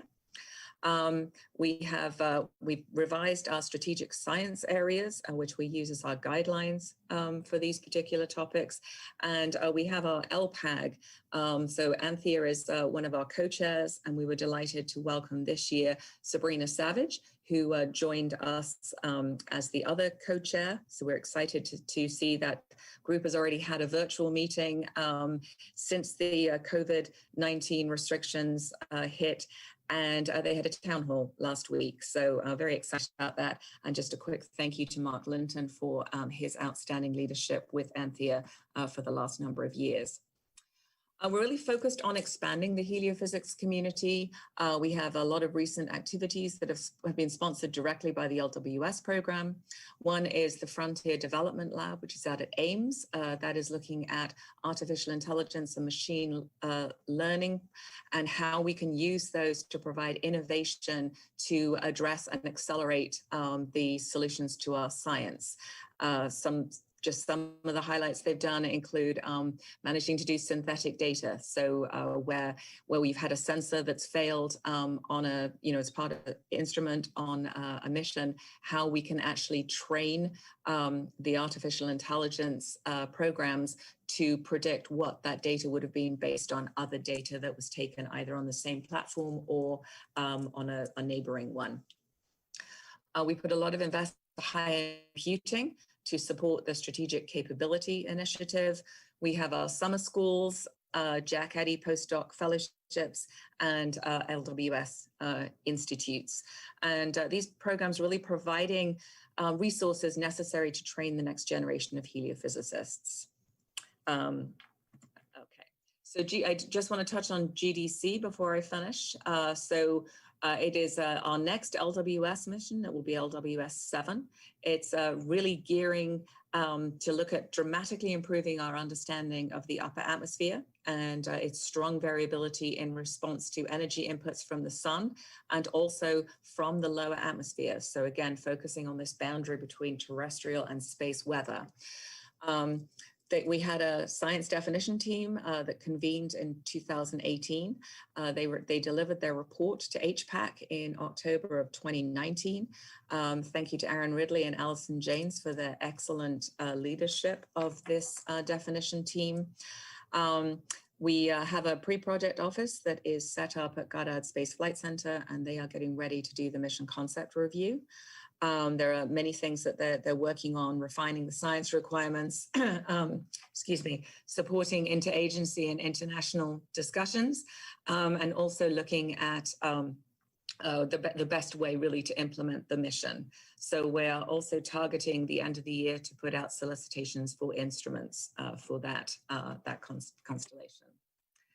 Other division activities, I notice I'm running out of time, so I won't belabor this too much, but we have launched a couple of sounding rockets early this year in support of the Grand Challenge.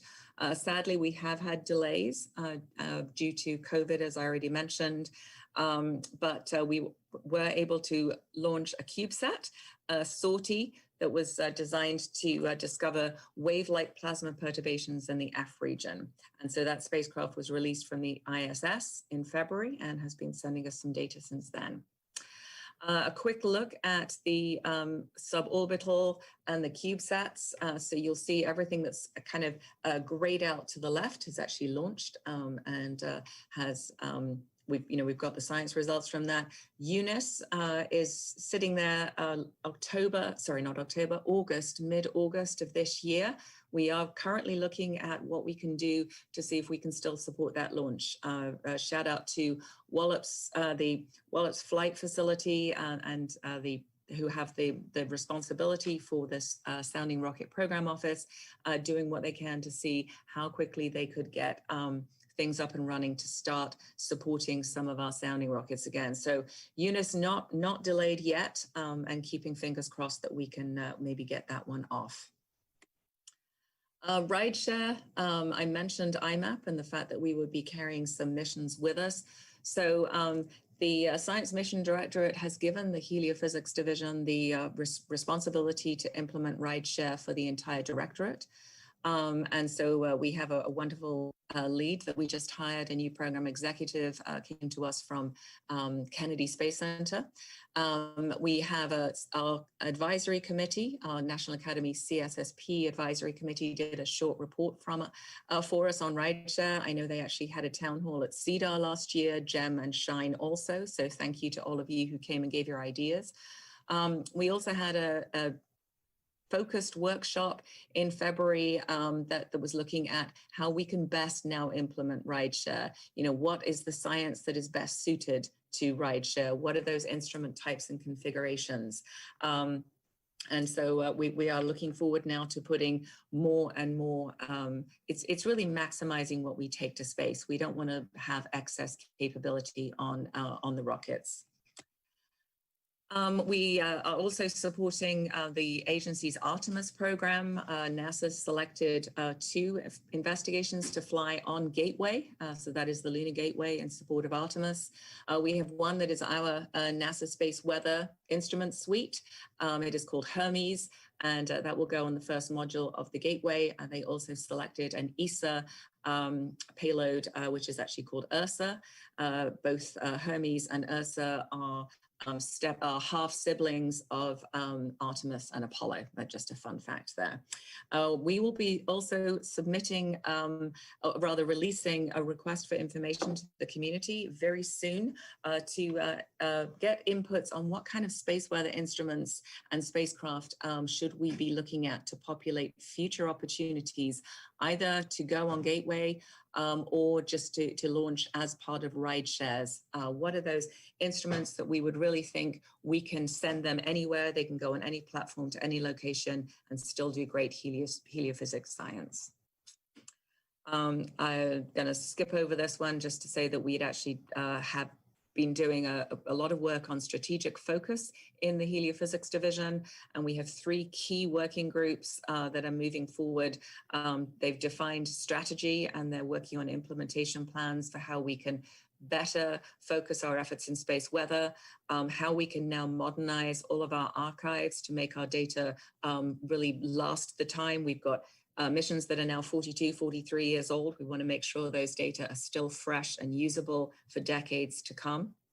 And then also how we want to better embrace technology, bring technology in from outside traditional heliophysics areas to enable us to do more heliophysics science. In research, we have our DRIVE initiative that was a recommendation from the last decadal survey. We've now really embraced DRIVE, and it's now part of our RNA baseline. So we have a lot of different elements from instrument technology, low-cost access to space, more traditional guest investigators and supporting research, and a really big passion of mine, the early career investigation program, and then you can see Living with a Star and Space Weather. We just selected, or actually it was December of last year, we selected, but we just finally had the kickoff for them, DRIVE Science Centers. These are very big cross-divisional, cross-institutional, cross-discipline teams that are looking at big science. Did 9 to go into our step 1s. They had their kickoff meeting last week. And we're very, very excited to see what these teams come up with in their step 1. They will be down selected in about 2 years from now, and we'll select 2 to go on through into phase 2. But congratulations to all of those PIs. Really, really great stuff in the DRIVE centers. Quick update on ROSAs. We are really focusing on high risk, high impact proposals. We want to make sure that we're actually asking PIs, if you want, you can self-identify if you think your proposal is a high risk, high impact. So we don't want things getting thrown out of competitions just because they are more risky. Often the more risky ones, you have to accept that they may not work, but often those are the ones that really have the biggest. We're introducing that.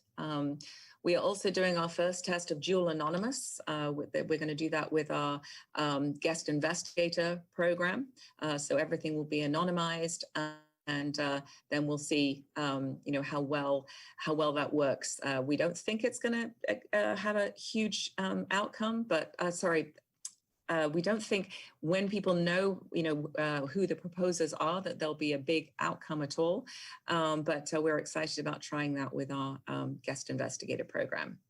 And then we have Mona Kessel, who many of you will know is our RNA lead in heliophysics, and she's been doing some great training for our new program scientists to be able to train and share best practices to make sure that all our panels are working to the best, because we know that your time is very valuable. We really appreciate it when you volunteer to be on a review panel or accept an invitation. And so we want to make sure that all our panels are run smoothly, so your time is you know, you feel like it was worth doing it. Please do volunteer. I didn't have the big scary pointy finger like Mike had, but that doesn't mean I'm not just pointing my finger at the screen right now. Please volunteer, that you are what makes our proposal review panel successful. And then finally, some headquarters updates. We've been hiring like mad. We're very, very understaffed, very overworked, which is actually a great problem to have, that we have so much work to do. We did hire 2 new program executives earlier this year, Jamie Favors and Heather Futrell. They've been doing wonderful things, and many of you will meet them in the coming years as you do new missions. We are in the process of hiring 2 more new program executives through a direct hire authority. And we are also bringing on another 2 via detail to be able to deal with all our new missions and rideshare. And then program scientists, we had a great crop of people who applied to be IPAs with us. So they are temporary assignments. You come work at headquarters for a couple of years. You still maintain your job at your institution. We are getting ready to, we've already made offers to a number and had a couple accept. I can't tell you who they are yet, but we are extremely excited about bringing them on board. And then just a note, we are hiring 3 new permanent civil servants. The job announcement for that will be released next Monday. It will be open for 5 days, so it will close on July 6th. So if you are interested in joining us as a program scientist, please, you'll find that job announcement in USA Jobs. And please take a look at it and send in your resume, because we would love to have you come and work with us at headquarters. And so I will just finish by saying it is a great time to be a heliophysicist. We think that we're definitely poised to be able to capitalize on this really amazing, almost like the golden era of heliophysics, with all of this wonderful fleet we have now and all of these new missions, our robust suborbital program, and now rideshare. We are really committed to developing our next generation of heliophysicists. We have some citizen science activities that we're getting ready to release opportunities for. We're doing great stuff with space weather. Excited about supporting exploration, and definitely leaning forward into the next generation. We're leaning forward into the next decade. And so I will stop, and if there is time, I will be happy to take questions. Thank you, Nikki. We have time for 3 to 4 questions. And before I ask a question, I would like to thank you for emphasizing not to stop funding for graduate students or postdoc. And this is a thank you note from the students in the audience. And the first question is, the audience is very excited to see the dynamic listed as a future heliophysics mission. Can you elaborate a little bit more on the timeline of dynamic? I would be happy to. I mean, so we realized when we looked at GDC what a tremendous partnership we could do if we were able to fly the 2 missions at the same time, because the science overlap is huge, or particularly the measurement capabilities that we can do. That we've got these a large subset, should we say, of overlapping measurements, so we can really support one another. The only way I think that we can actually do it within our current funding profile is to do dynamic, really as a rideshare, to launch with GDC. And so now the challenge for me is trying to get the 2 of them to line up. We've got a plan for GDC that is getting ready to start. Probably a year after that, we'll look at what we can do with dynamic. It will be a cut down version. We absolutely know with the budget available that we could not do a full up STP mission. And so what we're looking at is doing, taking all the measurements that GDC would provide, looking at what we really need to be able to do those diurnal tide variations. What are those measurements? Putting out to the community to propose small missions that could be launched with GDC. Obviously, they need to go to a different altitude. They need to have those very focused measurements, but to try and get those two missions flying at, either at the same time or with the overlap that we can do it in a funding that we have available. So watch this space. Hopefully by AGU, I'll actually have a lot more information. As Mike already noted, we really have to wait to see what budget we're going to have and how we can best use that. But we're looking for creative ways to be able to do those diurnal tide measurements, really focused measurements, but use everything that GDC is also providing. All right, thanks, Nikki. Will there be an Icon Gold GI, guest investigator, call soon?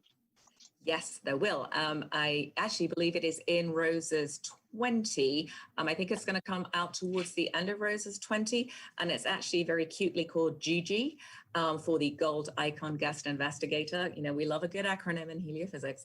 So it'll be a GG call, and I think it is coming out very late in this Rose's 20 call. We needed to make sure there was enough data publicly released. Solicitation. Is that going to be a collection of instruments, or the instruments will be pre-decided and the teams will be solicited? So it'll be very similar to what you're used to for a Living with a Star call. It is, NASA does not solicit instruments. We solicit science investigations. So there will be a list of measurements that we know we want to make in order to answer the GDC science. We could give a candidate payload that would actually be able to return those instruments, but it really is up to the community to be creative, to really offer the instruments that will make those measurements. If you put out predetermined, pre-selected instruments, you remove all the innovation and the ability for people to come up with new and creative ways of doing things. So it will be bid on, here is the science that we want, here are the science questions we want to answer with GDC, and here are the measurements that, that we need to make, and then left up to the community to propose. Thank you, Nikki. Due to the time limit, all the other questions will be answered in a different format. And next, we're going to hear the LWS FST talks.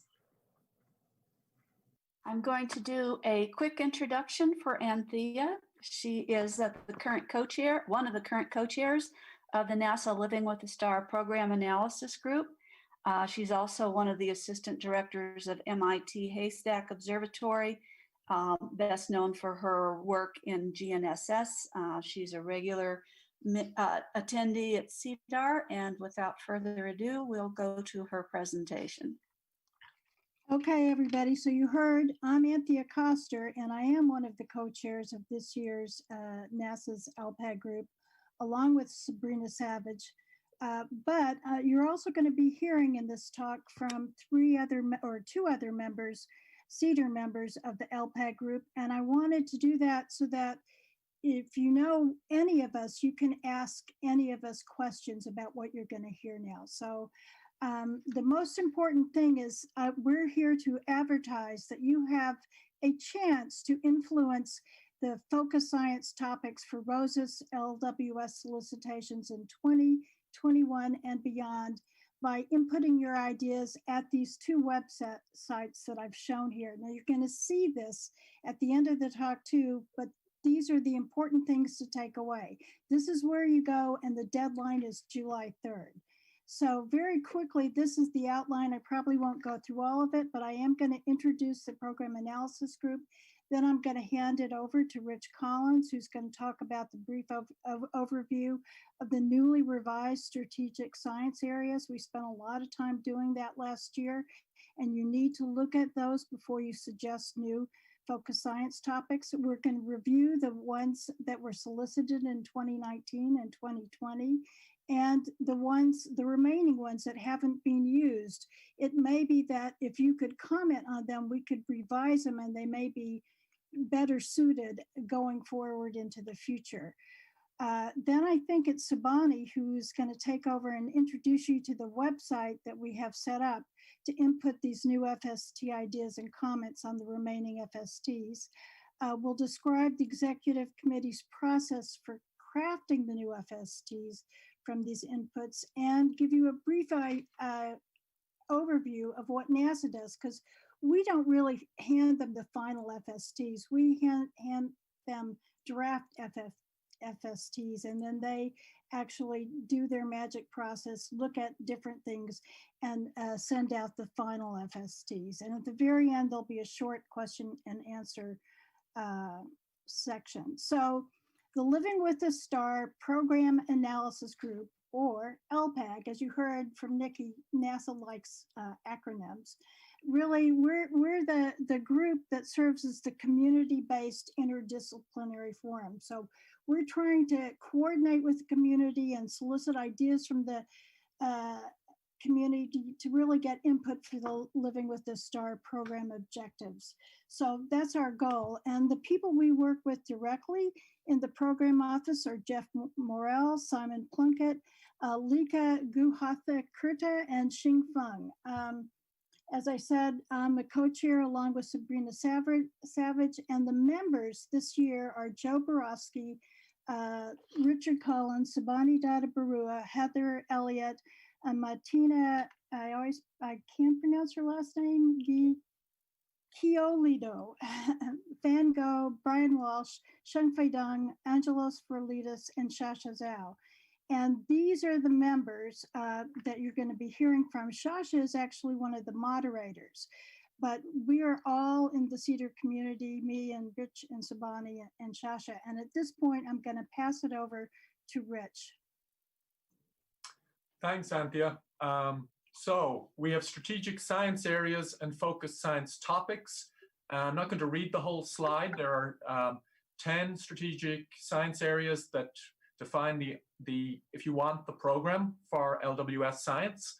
These were revised in December 2019 with community input. And so we're strongly advising people, if you have ideas of what LWS is or isn't, we ask you to go back and look at these and refresh how you think about LWS and how you want to interact with the program. With the development of formal space weather program at NASA, LWS, these were re-examined, these strategic science areas, to reflect that and see how the heliophysics program in general would work better and meet its science goals, given that we have a space weather program emerging at NASA as well. So as I say, there are 10 strategic science areas, and let's move to the next slide. Oops. So the focused science topics then derive from the strategic science areas. And so if you're suggesting a focused science topic, we ask that you reference back to a strategic science area or several strategic science areas. And these become the specific science topics that drive the announcements. And so we finalized 20 focused science topics in October 2018, and 8 of these have been used to construct the ROSES 2019 and 2020 calls. 12 FSTs remain, and we solicit comments. You can also suggest new FSTs if you so wish. And the goal of the LPAG is to distill the community input, take the community input, and form the FSTs going forward that are then sent to NASA and used in the upcoming ROSES. So this is a huge way that you as the community can impact how the actual call for proposals is put together by NASA. Go ahead, Anthea. Sorry.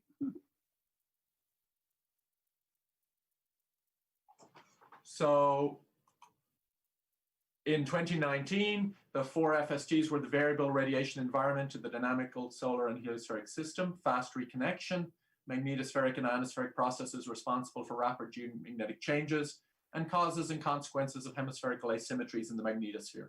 And these FSTs are currently under ROSES 2019 under review.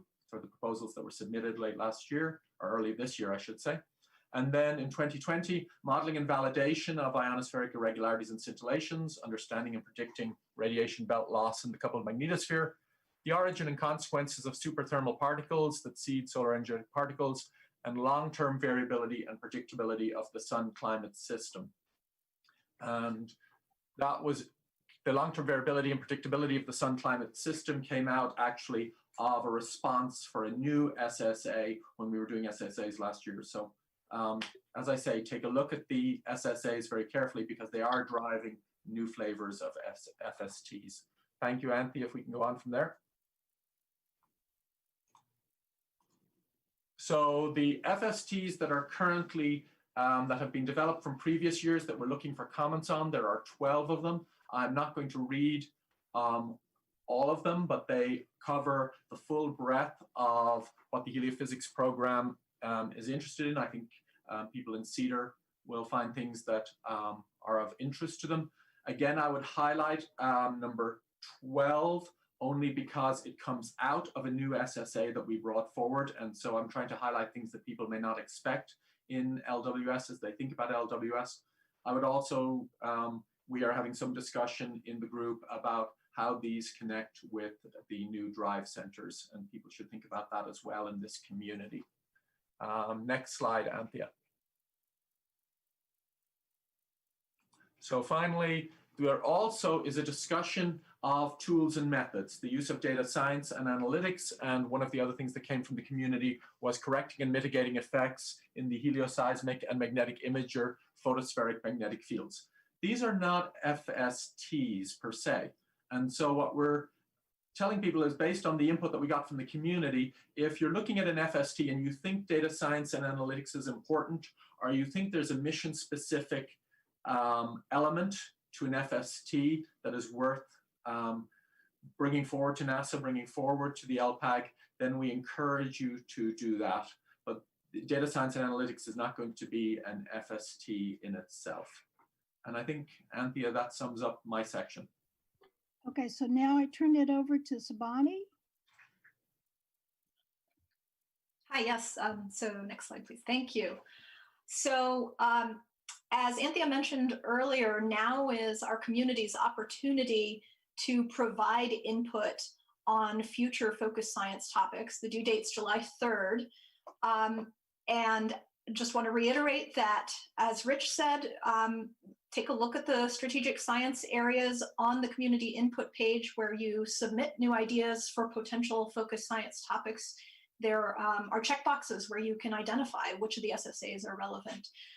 You can also, at this related website, view and comment on all of the rolled over FSTs that Rich just reviewed, and provide your comments on ideas on how to strengthen them, or ways that they are newly relevant, timely, or current and worth reconsidering. Those are all welcome. So next slide, please. So this is, when you click on the first link on the previous slide, this is the input page for new ideas for focused science topics. And just to give you a sense of how we as the executive committee use these, we take all of these inputs, we aggregate them, we are kind of the blender for digesting all of the community's ideas, organizing them thematically into what are the general areas of interest. So a topic title helps us get some definition and focus. Discipline areas, you can select as many as apply. If you select other, you have an opportunity to clarify in a comment section at the end of the page. The next box is pretty important: science goals and descriptions of what you mean in your focused science topic. What would the goals be? Why is this timely? What knowledge gaps are really urgent to fill that make this a compelling focused science topic? That's all material that we kind of think through and try to aggregate when we draft our focused science topics. Next slide, please. Then there is a number of checkboxes for how potential submissions or potential proposals to a focused science topic might successfully implement strategies for addressing the focused science questions. And so you have a number of data-driven, model theory-driven, or other investigations, and then there's a comment box where you can elaborate. Measures of success, it sort of talks about how will we have a sense of making progress on that focused science topics, how relationships can be established and tested, prediction capability, what criteria might need to be considered and devised. Next slide, please.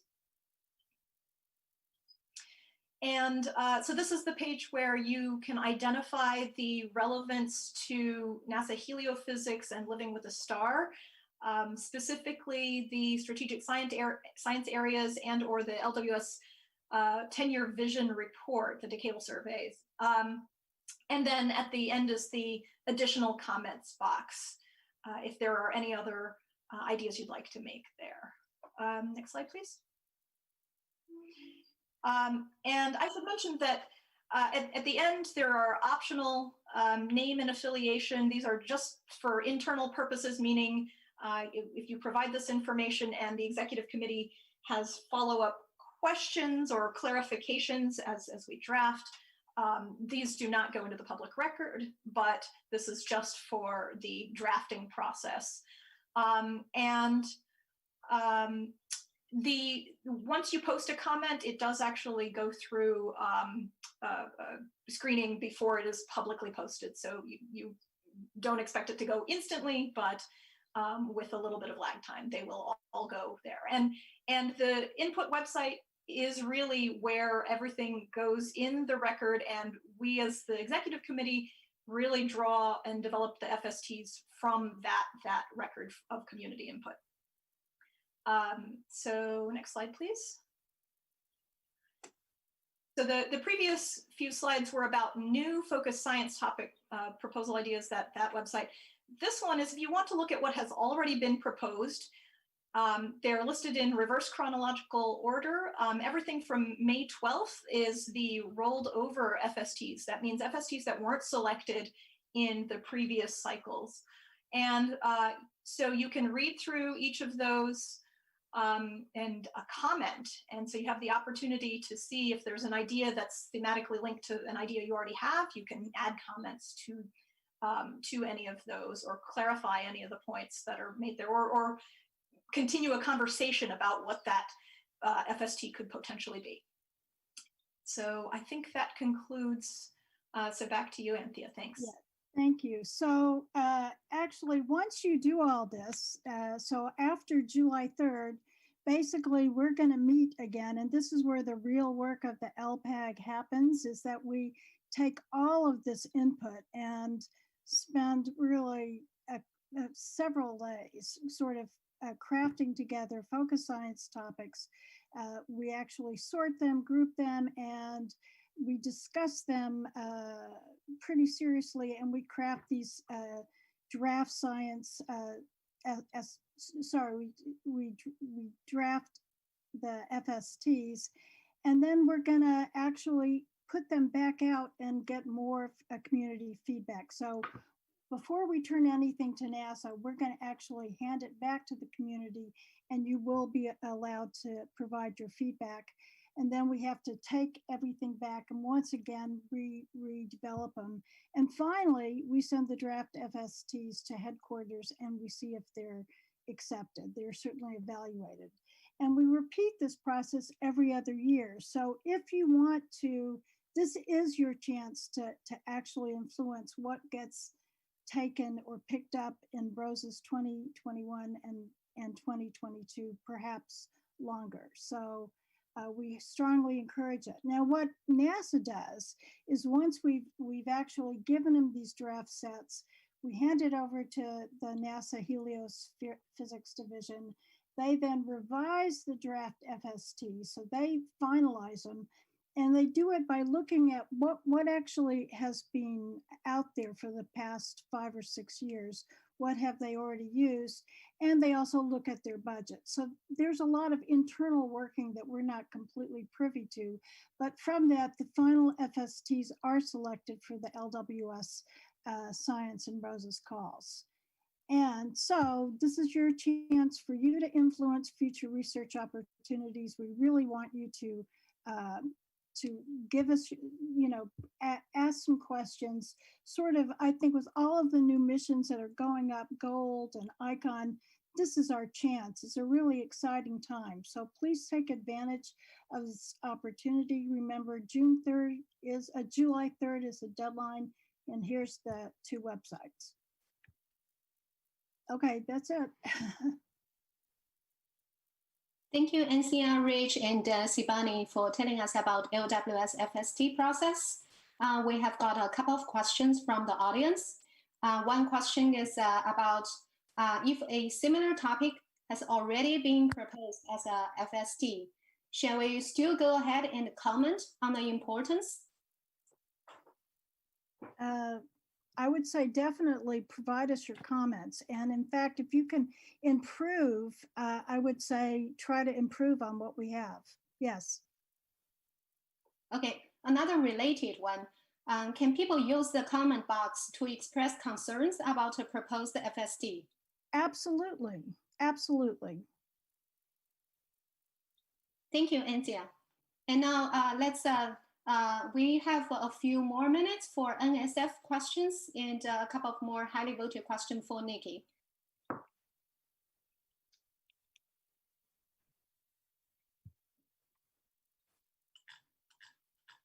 Okay, for NSF, can you talk about applying to the Graduate Research Fellowship Program in Aeronomy versus magnetospheric physics? That is the number of awards, the type of projects accepted, etc. This is because MI coupling research could go either way, and a lot of folks don't know which one they should be applying to. Yeah, thanks for that question. We encourage members of the graduate student community to participate in the GRFP program. It is a very prestigious and highly competitive program that exists across all of the disciplines within science. You can, if your proposal is on MI coupling, you can flag either magnetosphere or Aeronomy, and it'll come to program officers within the section, and we'll participate in identifying reviewers for it. So there really isn't a difference in flagging either Aeronomy or magnetospheric physics for participation in the GRFP program. Thank you. Another question, how can NSF get involved with GDC, and will there be opportunities for ground-based instruments? Thank you for that question. We are actively engaged in discussions with Nikki on ways that the NSF-supported instruments and the NSF-supported investigators can collaborate in the whole of government, whole of geospace science approach to being able to tackle the big questions that come out of the solar and space physics decadal survey that are the motivations behind that, and we'll be outlining details as the process becomes more refined. Maybe if Nikki's on the line, I'll give her the opportunity to add on to that if she wants.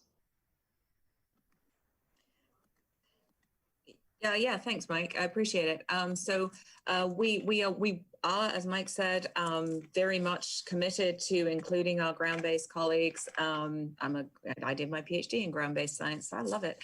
But we are very committed to being able to bring all of those assets in to just better use them for all, as Mike said, for all of geospace, for all of heliophysics, really.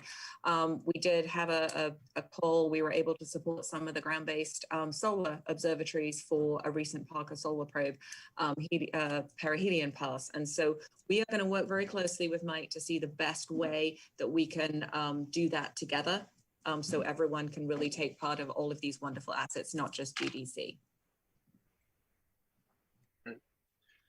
The next question is both to Mike and to Nikki, and it has to deal with the issue of implicit bias.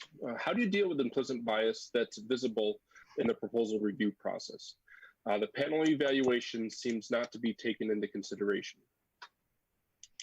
Yeah, thank you for that question. It is an area of concern for the review process that we have.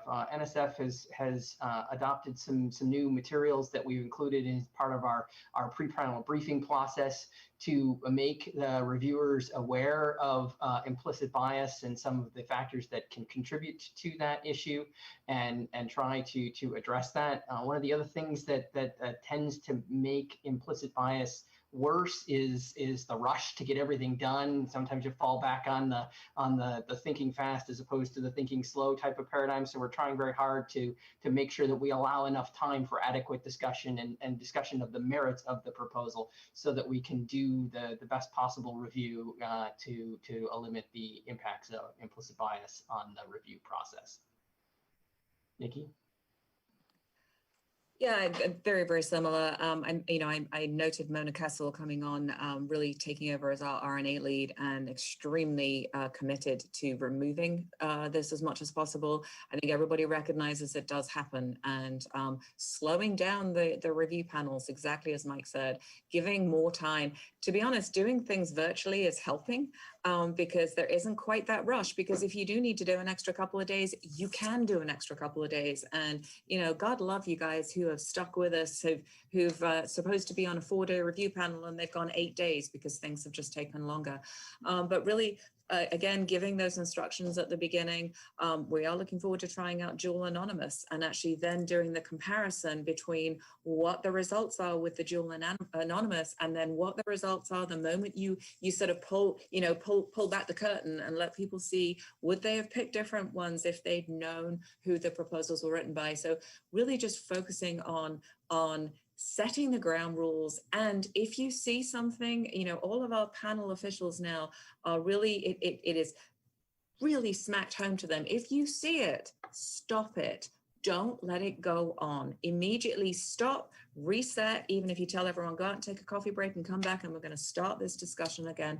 And so, Mona's been really training our program officials to really go for that. And so we really are committed. And unfortunately, we know it happens. We're just not going to let people propagate it in our review panels. Okay, so the next question will be for Mike and Alan. What are the guidelines for rapid grants in the context of coronavirus when there is a severe urgency with regard to availability of facilities? Yeah, thanks for that question. I'm going to assume that the question is not directed towards research related to coronavirus spread and coronavirus modeling, which there is some activity there, but impacts of coronavirus on access to data or access to facilities. And the rapid structure remains intact as a mechanism for being able to address that. And the key in the rapid process is to reach out to the program officer, either Alan, myself, or Rob, and start the conversation on what the issue is and what the rapid process can do to address it from there.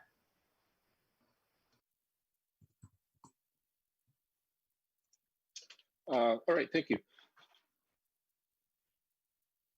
Regarding the NSF's and NASA's respectively stances and responses to some of the different social aspects going on currently, is there a consideration from NSF or NASA to really address the call for action for an anti-racist science community from the geoscientists of color, or any other type of social or organization stance, adopting those stances for some of the issues that we see occurring today? Yeah, I'll go first, and then I'll allow Nikki the opportunity to respond from her perspective. So yes, I am aware of the open letter to the research community for the anti-racist actions there, and I think order 9 specific calls that were made on the National Science Foundation to take action there. And we have just had our new NSF director brought on board, and in his opening statement, he has expressed the need for the foundation to work on efforts to increase the inclusivity of the community and move forward on that action there. I can't give you specific things that are going to be done to each of the items there, but we are aware of it at all levels of the organization, from the highest levels of the director down to the program officers and the support staff, and we're engaging in the conversations and trying to figure out the steps that we can do to do that going forward. As I mentioned in my introductory remarks, there are some programs that already exist within the National Science Foundation context that NSF includes, and the Geospace and GOLDS program. And I would like to see members of our community being able to participate in these things as pathways to improving the diversity within the environment that we have. And I'll be participating in the discussion on Friday to hear what some of the ideas are that you guys have in the community, and see what we can do to be able to take actions to support those activities. Nikki, over to you. Yeah, thanks so much, Mike. So I did try and address some of it in my remarks. You know, I think a lot of us are realizing just how much we didn't know. You know, we sort of sit in our own privileged bubbles and don't really understand quite what other people go through. And so the first thing we did was foster a safe space for people in my organization, and then even beyond that in the Science Mission Directorate at NASA, to be able to just voice concerns and share experiences, and a lot of those are very shocking, to put it mildly.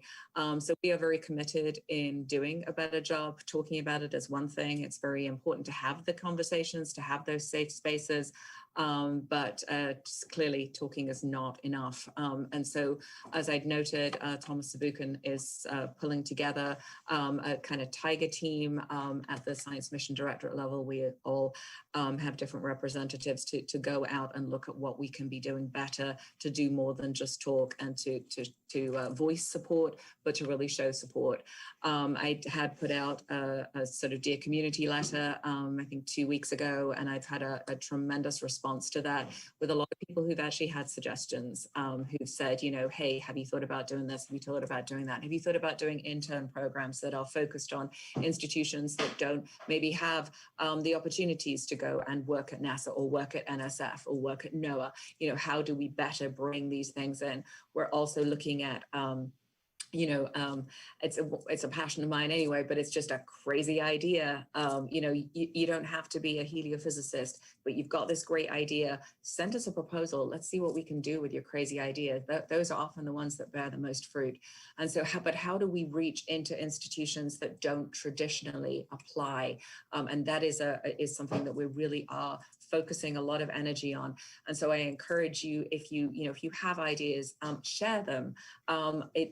To me, there's no such thing as a crazy idea. Send me your ideas, and we will do our best to implement as many.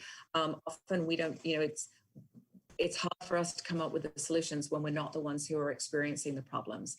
And so please reach out. You can, you know, email me. I'm terribly easy to find, nicola.fox@nasa.gov. It's really easy. Send me an email. I will be very happy to hear to you. And again, thank you so much to everyone who's already sent ideas. We are already looking at everything you've sent and seeing the best way that we can start to try and implement things to better support and better offer inclusion into the things we do. But thank you to the community for stepping up so far. Thank you, Nikki. We got another question for you, highly voted, regarding the dual anonymous proposals. Because we are a small community. So do you have any tips for how can we really make the proposal be more anonymous? Yeah, it's actually a very challenging thing because there are a lot of people who are very, very focused in the research they do. And, you know, how do you make it anonymous if somebody knows that you're the only person on the planet that actually studies that particular thing? And so we are really looking at ways of changing the review panels so that you don't, number one, we don't have the same reviewers that are used to seeing, you know, a wonderful proposal that comes in from Sasha, and we're like, oh, we know it's her because she's proposed that 6 other times. So actually looking at mixing up the review panels as well as just anonymizing the proposals. You know, obviously there's no references, there's nothing that tells you what that particular proposer has done before, but there are often things that make it very easy to identify the person, or at least the research group that is proposing. And so I don't have a crisp answer other than saying that it's something that is we're taking this one step further than just whipping the, you know, the name off the front of the proposal and the references off the back. How do you really make sure that the people on the panel cannot identify that just because they happen to have the same expertise? And so it is something we are really focusing on, looking not only at anonymizing the proposals, but making sure that the review panels are qualified to review the proposals, but not the same old people or the same wonderful people, I shouldn't say old, the same wonderful people that we've had, same experienced people that we've had many times that would easily be able to join the dots and know who those proposers are. Another way of doing it, of course, is making sure that the panel chairs do not allow that to happen. So that if somebody really, again, creating a safe space, if somebody says, hey, I actually know who this proposal's by, then they need to excuse themselves from that. And really enforcing those rules is the only way we can really have anonymous proposals, dual anonymous proposals, I think. Thank you, Nikki. Due to the time limit, the online Q&A session is now closed. All right, thank you so much. We are now at the end of our slightly extended town hall. Thanks to everyone, especially to Sasha and Andy for moderating these questions. I'd like to just remind you again that input to the student posters, very much appreciated. Just click on the a box that says make comments. These will be open for 2 more weeks. The students will really benefit from comments, I'm sure. Also a reminder about our diversity, equity, and inclusion workshop that's going to go on Friday that will extend the conversations that we've been having here. And a big thank you for everyone from NSF and NASA for helping us turn this into a little mini panel session right at the end. I think everyone's benefited from that. And with that, I will just urge you to, for the remainder of the week, participate, share your science, enjoy each other as you can virtually. And we hope that while this is a great experience, that we'll actually all be together in person in 2021 in Colorado Springs. So I hope to be hearing from a number of you while we're online and in the various workshops. And I think I'll close it out there.